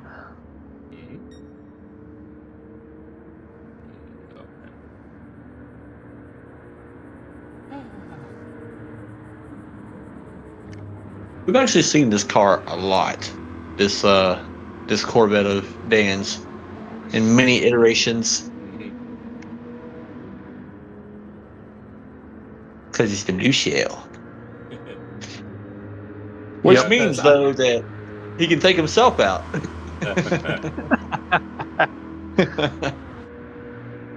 Yep, pretty much. Oh. Alright, Fetter's time is a 46.876. Cornbread has a 46.769. And Amarillo is going to cross the line to a 46.915. So they're relatively 789. close to each other. 789. So maybe go 6, 7, 8 on the next ones. You can improve. 6-7. 6, 7. That's what it is. 1, 4, 6, 7, 6, 9. Got all of them in one. Oh, he's up. He's gonna mess it up. He's gonna mess up the number. I really like Cornbread's throwback paint scheme to the Orca team. That looks really good on this car. Oh, it goes wide. Oh, save it. Wide. No, he saved it. Ooh, that was a close one. The Amarillo is down. Okay. Looks like everybody else is down. Yeah, they're all sad. They're all sad this lap. Nobody improving. I'd be down too. Also, that bed is horrible on gas. It's kind of an advantage in qualifying now. Yeah. Car's light now. Why? Because you ran out of gas on 2 laps.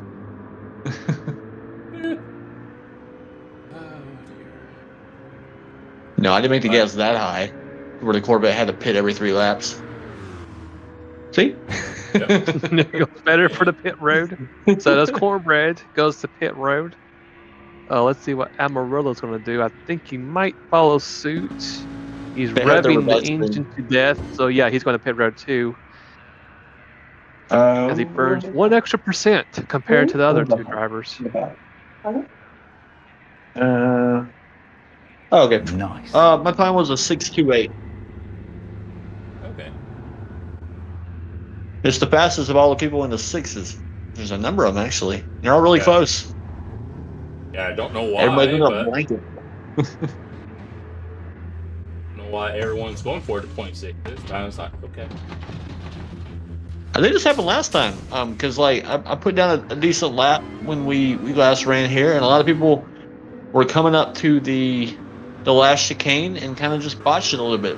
You know, like 3 or 4 people had a chance of beating my time, and just didn't. And a couple of people already tonight had the same thing where they were up going into that last chicane, and it's just. That's first the car. If it's too light, it just feels weird going into that. You either go a little too deep or you go a little too short. kind Ooh, of Fetterman scrub a it on little the bit corner. wide, but he saved it. Safe.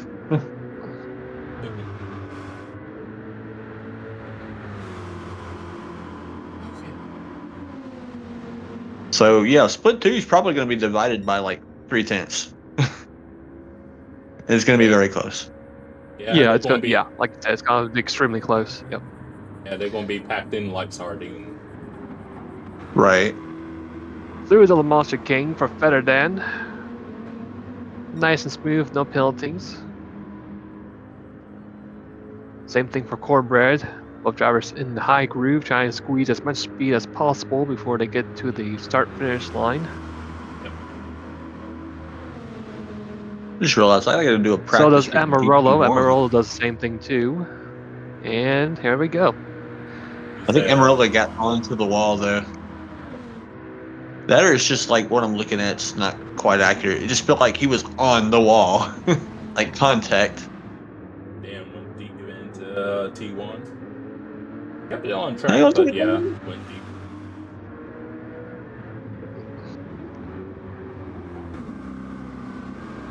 Ooh, these two gotta be careful. Ooh, Yeah, Fetter it's a got little close. loose there. Because he's Cornbread's going to just because of the car. Cornbread being in the library, he's going to catch better than. Yeah, just the straight line speed difference. There, it is obvious. All right, so they approach NASCAR turn 1. What I can Ooh, say, Fetter. Dan, you got Cornbread behind you. I don't know if you can hear me or not. You do have enough time for another lap if you want to let him go by. Just because that way there's no unless Cornbread, of course. When the Cornbread's on a hot lap though. Yeah, he's improving. So Oh yeah, he's way down. yeah, So yeah, he's letting good job, man. Yeah, thank you on that one. That way there wouldn't be any problems for Cornbread on his lap. Don't need those. Whoa! Oh, Cornbread! No! Oh! Oh no! All right, get it fired up. Get it fired up. What the? Oh, he got reset. What the hell was that? Did it disconnect? Who? No, I think Cornbread. he got. It felt like it was like no power to the car for a second there. Let's see if Amarillo's gonna maybe? pick up or not. Okay. He does improve a little bit. It is an improvement. Yep. It is indeed. Okay. All right, Dan's on one last lap.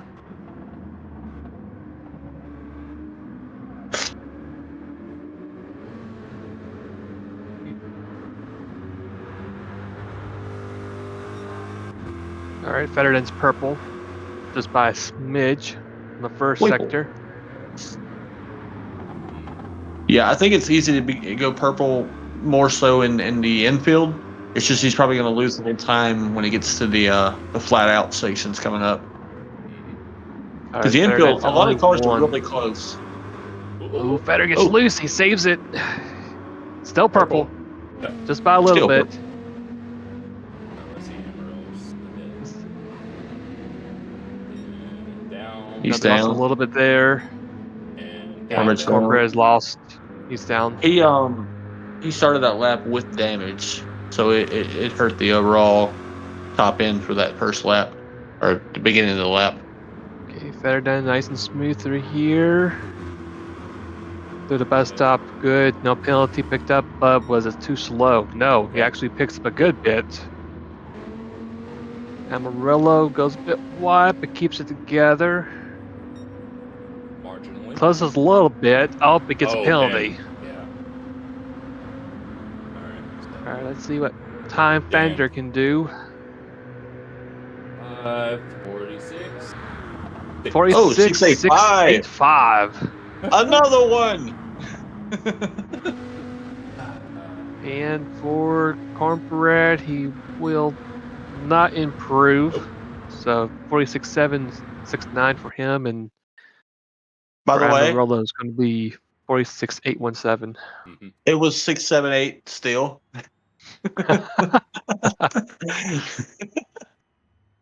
All that, and it still went 678. Yeah, y'all. Yeah, y'all. I think each of y'all could have easily had a 0.5, 0.6. It's just little things here and there, and just random crap. Like I don't know. I Yep. feel like the game was really mean to Cornbread on that one. It's a Shaggy curse. That's all it is. Yeah, they say my lobby does that to people. Are you kidding me? Yeah, that. Okay, Mr. Paps, you were the final driver. Everybody else go home. 787B, I would have not guessed that one. Okay. No, that's, I don't know. Is the Nissan not any better? I don't know. Nissan, I would say, doesn't have as much torque as the Mazda, but it's a bit more loose because it doesn't have as much downforce as the Nissan does. So like on the straights, it's like It also has better acceleration compared to the Nissan. Oh, okay. Nissan has no problem. because I think He just wanted different penalties. I think the probably the part that the Mazda will struggle with most is the hairpin going on to the back straight. Yep, I think so too. Yeah. Yeah. Okay. We removed your time, Dan. We're just making sure. You would have been P9 currently. So not bad. I mean, for the Corvette, you know. Yeah. It's That not a still Viper, would be the so best Corvette. Yeah. It's not a Viper, so yeah, I applaud you. Yeah, when I actually tested both the Nissan and the Mazda to me actually felt a bit more stiff, a little bit understeery on some cases. So the Nissan, however, actually did felt pretty good on my end. Yeah. It doesn't have as much torque, so that kind of gives it some stability. All right, let's see what he does with the Mazda. Well, Dan, I do hope you're back for the next season. Then you can run the Corvette for the entire season. Yeah. If you wanted, of course. Hopefully, PD actually does some changes from now till then, and actually helps the bop on some of these cars, or at least makes other cars viable. Because there's some of the cars that are fun in their own right. They just don't have the speed. But if they added more speed to it, made them a little more competitive, people would want to use them. Instead of everybody being in a Ferrari or a Porsche. Or BMW. Like half the tracks, it's just that M6 for some reason.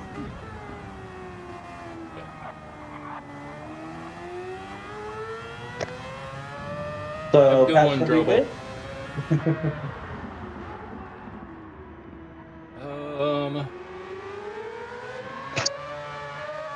So we're just gonna be P1 the entire time, huh? Unless Paps has anything to say about it.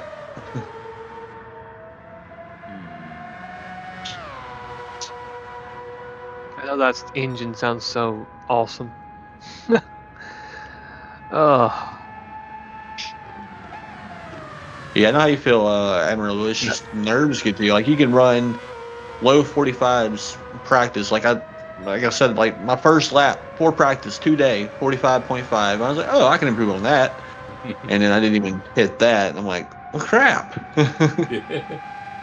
Just the nerves will get to you, and I always try to do something that I can do over and over again. Like not necessarily something I did one time, haven't touched again. You just look at the time you can do consistently, and that's probably what you're going to end up with. Nerves aside or whatever, you just kind of don't put the pressure on yourself and just run what you know you can. And sometimes you're rewarded with something that's a tenth or two faster, Sometimes. Yeah, sometimes. But yeah,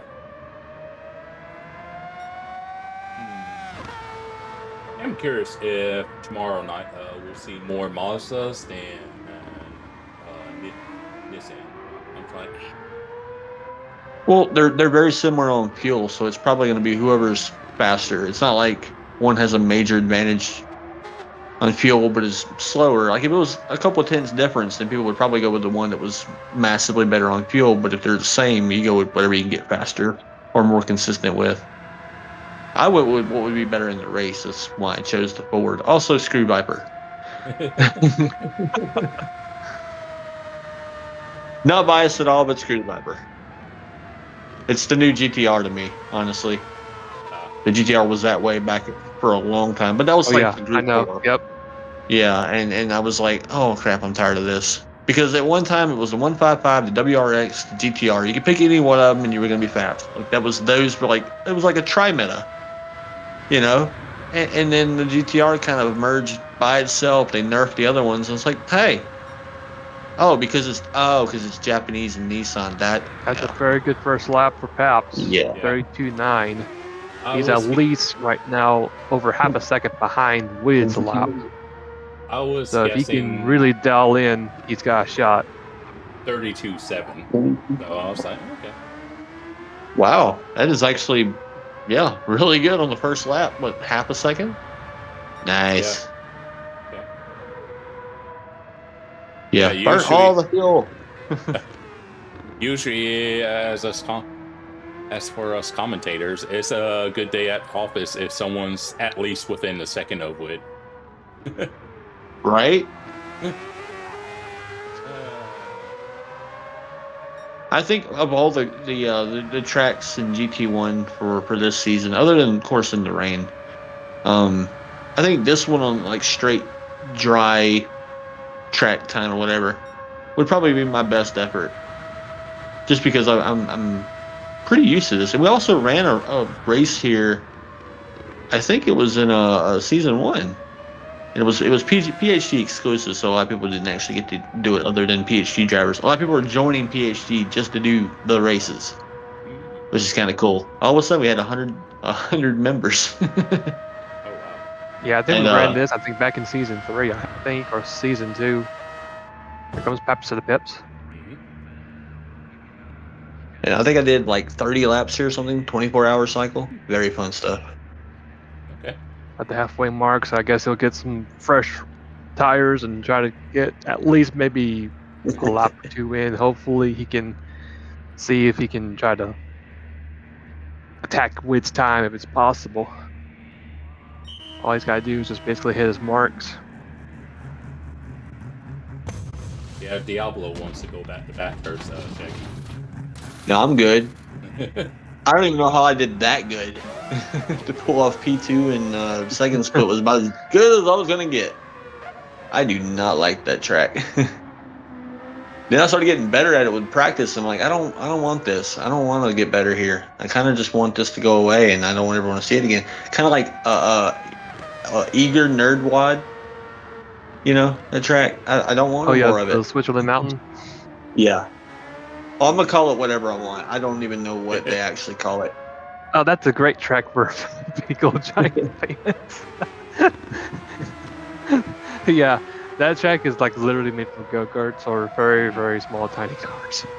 Eager nerd wannabe. That's what it is. Like it would probably be good with that Alpine that was in race A the other week. That one. But yeah. I actually saw the video between this circuit, Norwad, versus the original look, and it was a huge difference. Especially, you could actually get air from those ramps in GT5. It's like, oh. Yeah, it's like Grand Valley. Like they I don't know. Sometimes they don't need to modernize these tracks. Just keep it the way everybody remembers it. Yes, I agree. Grand Valley Highway should be Grand Valley Speedway, 100%. Even the pit lane is way different than the old one. There's the modern ones. It's like you're in a cave for a paddock, whereas it's like you literally had to really go off the track. It's like the pits were in a cave. I saw Batman. All right, we saw Baps gained half a car length there in this first sector. Let's go. We got a little bit loose there, but he kept it straight. I mean, Wade was literally doing that every single corner. I think sometimes you kind of have to be on the edge of, oh my god, Oh, I'm yeah. gonna die.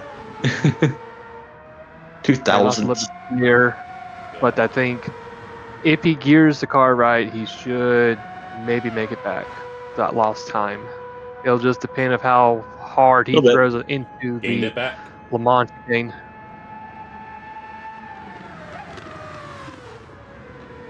Come on, throw it in there. Smooth, back on the power. Smooth This is where you try to exit. minimize braking. Oh, That's a little bit of time there. and he's still got another lap. I'm pretty sure he's going to stay in fourth gear unless he does change like the last possible. Not be when he change it. Nope, He gained a little improvement. bit. Got it. Okay. All right, dial it down, dial it down. It's so hard because this car is so fidgety when you're trying to make that little cut and not hit the inside Oh, wall. yeah. Because as long as 'Cause you're it's trying not a hairpin, it's okay. But it's like getting under power is where it can struggle a little bit. And Hey, since- more improvement. Yeah, we're doing good so far. And since I've seen that we gotta use both the hards and mediums, that's gonna leave some interesting moments on the hard tires. Yep. Back on the power, revving second gear. Ooh. That's a decently good Big pickup game. there. All right, He was now what down he needs to do is Yeah. send it. He was down the last time he came through here and off the exit. Mhm. So there is more time to gain through this chicane. It's all the exit. All right, let's see. Third. That looked fast. Yeah, that's That good. looked smooth. Much yeah. better. Look at that. Look at that right there. He's And that's flirting with more. the That's gonna be more to 0.6. that. Yeah, that's gonna be close to 3/10 pickup. Just hammer it. There it is. Yeah, there you go. Wow. Very 32,652. Closest And that's anyone's literally been. 2 car lengths behind Wid. Yeah, less than 2/10.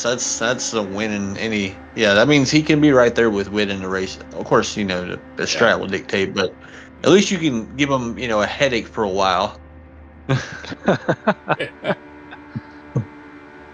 I did that one time in NRL. I because he was in a we were on the same, or we were on a different tire strat. Of course, he had the worst tire, but I had the better tire to begin with. I passed everybody. I got up there and I got in front of Wid, and then I annoyed him because I was like, haha, I'm in the lead.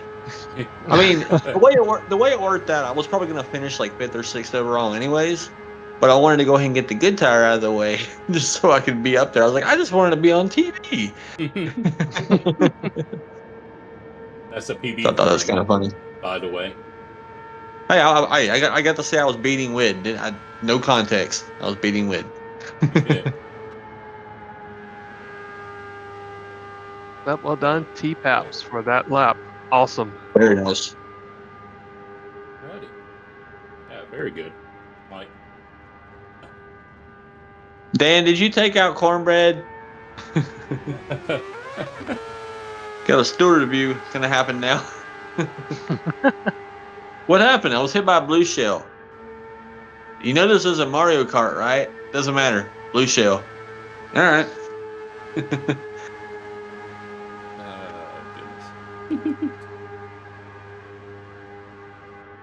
I guess I'll have to do some solo practice for this qualifying, just a little bit. I felt decently good time, I guess, but it won't hurt to practice just a little bit more.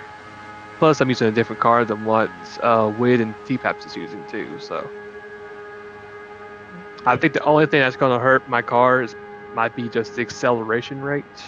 But apart from that, that's probably only weakness I could think of. You know, I like the Jaguar compared to these cars. I don't know. I think it just I think it's very underrated. I used it when we had that Nations race in round one at Le Mans. I used it over everybody using the Mazda and the Nissan. I was like, I'm gonna jump in the Jaguar because it just it had, I don't know, just the handling, like it was just planted. Wasn't better on gas, I know that much, but still, was not better on gas. I guess it strings it But up like a lot more. Yeah.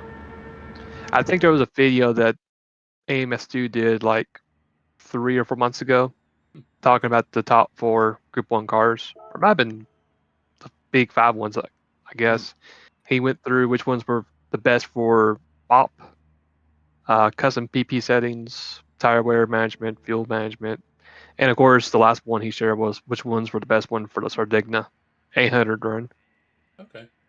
So, which I already knew the Mazda was the best for the 800 Mazda race because it has been the best since like the last like physics change, I guess. It used to be the R92CP, but since the physics changed, it's back to the Mazda.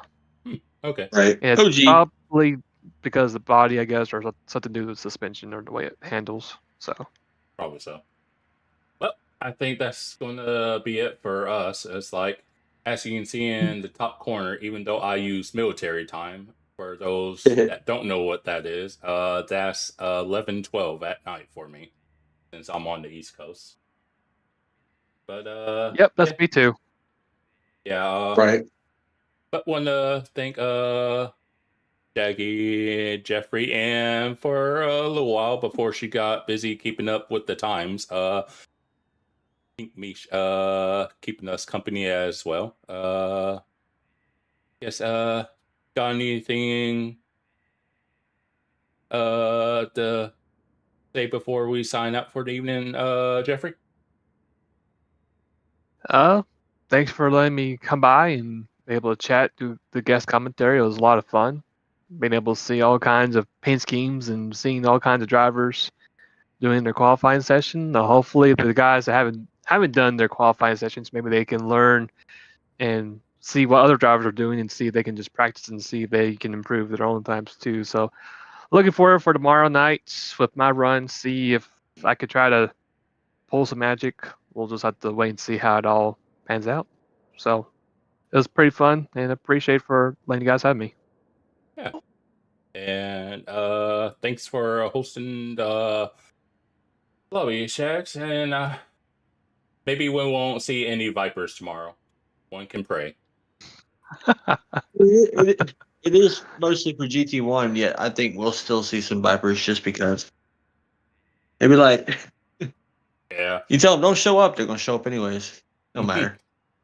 But yeah, that's gonna be it for me. And like I usually say to leave out things, thank you everyone for coming out. And I think I forget who's in charge of tomorrow.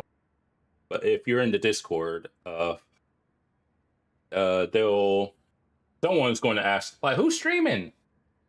And so they'll keep you all informed, because I don't remember off the top of my head who's in charge tomorrow. But yeah, that's going to be up for us three this evening. Hope everyone has a good night, and until next time. That's it, man. Game over, man. It's game over.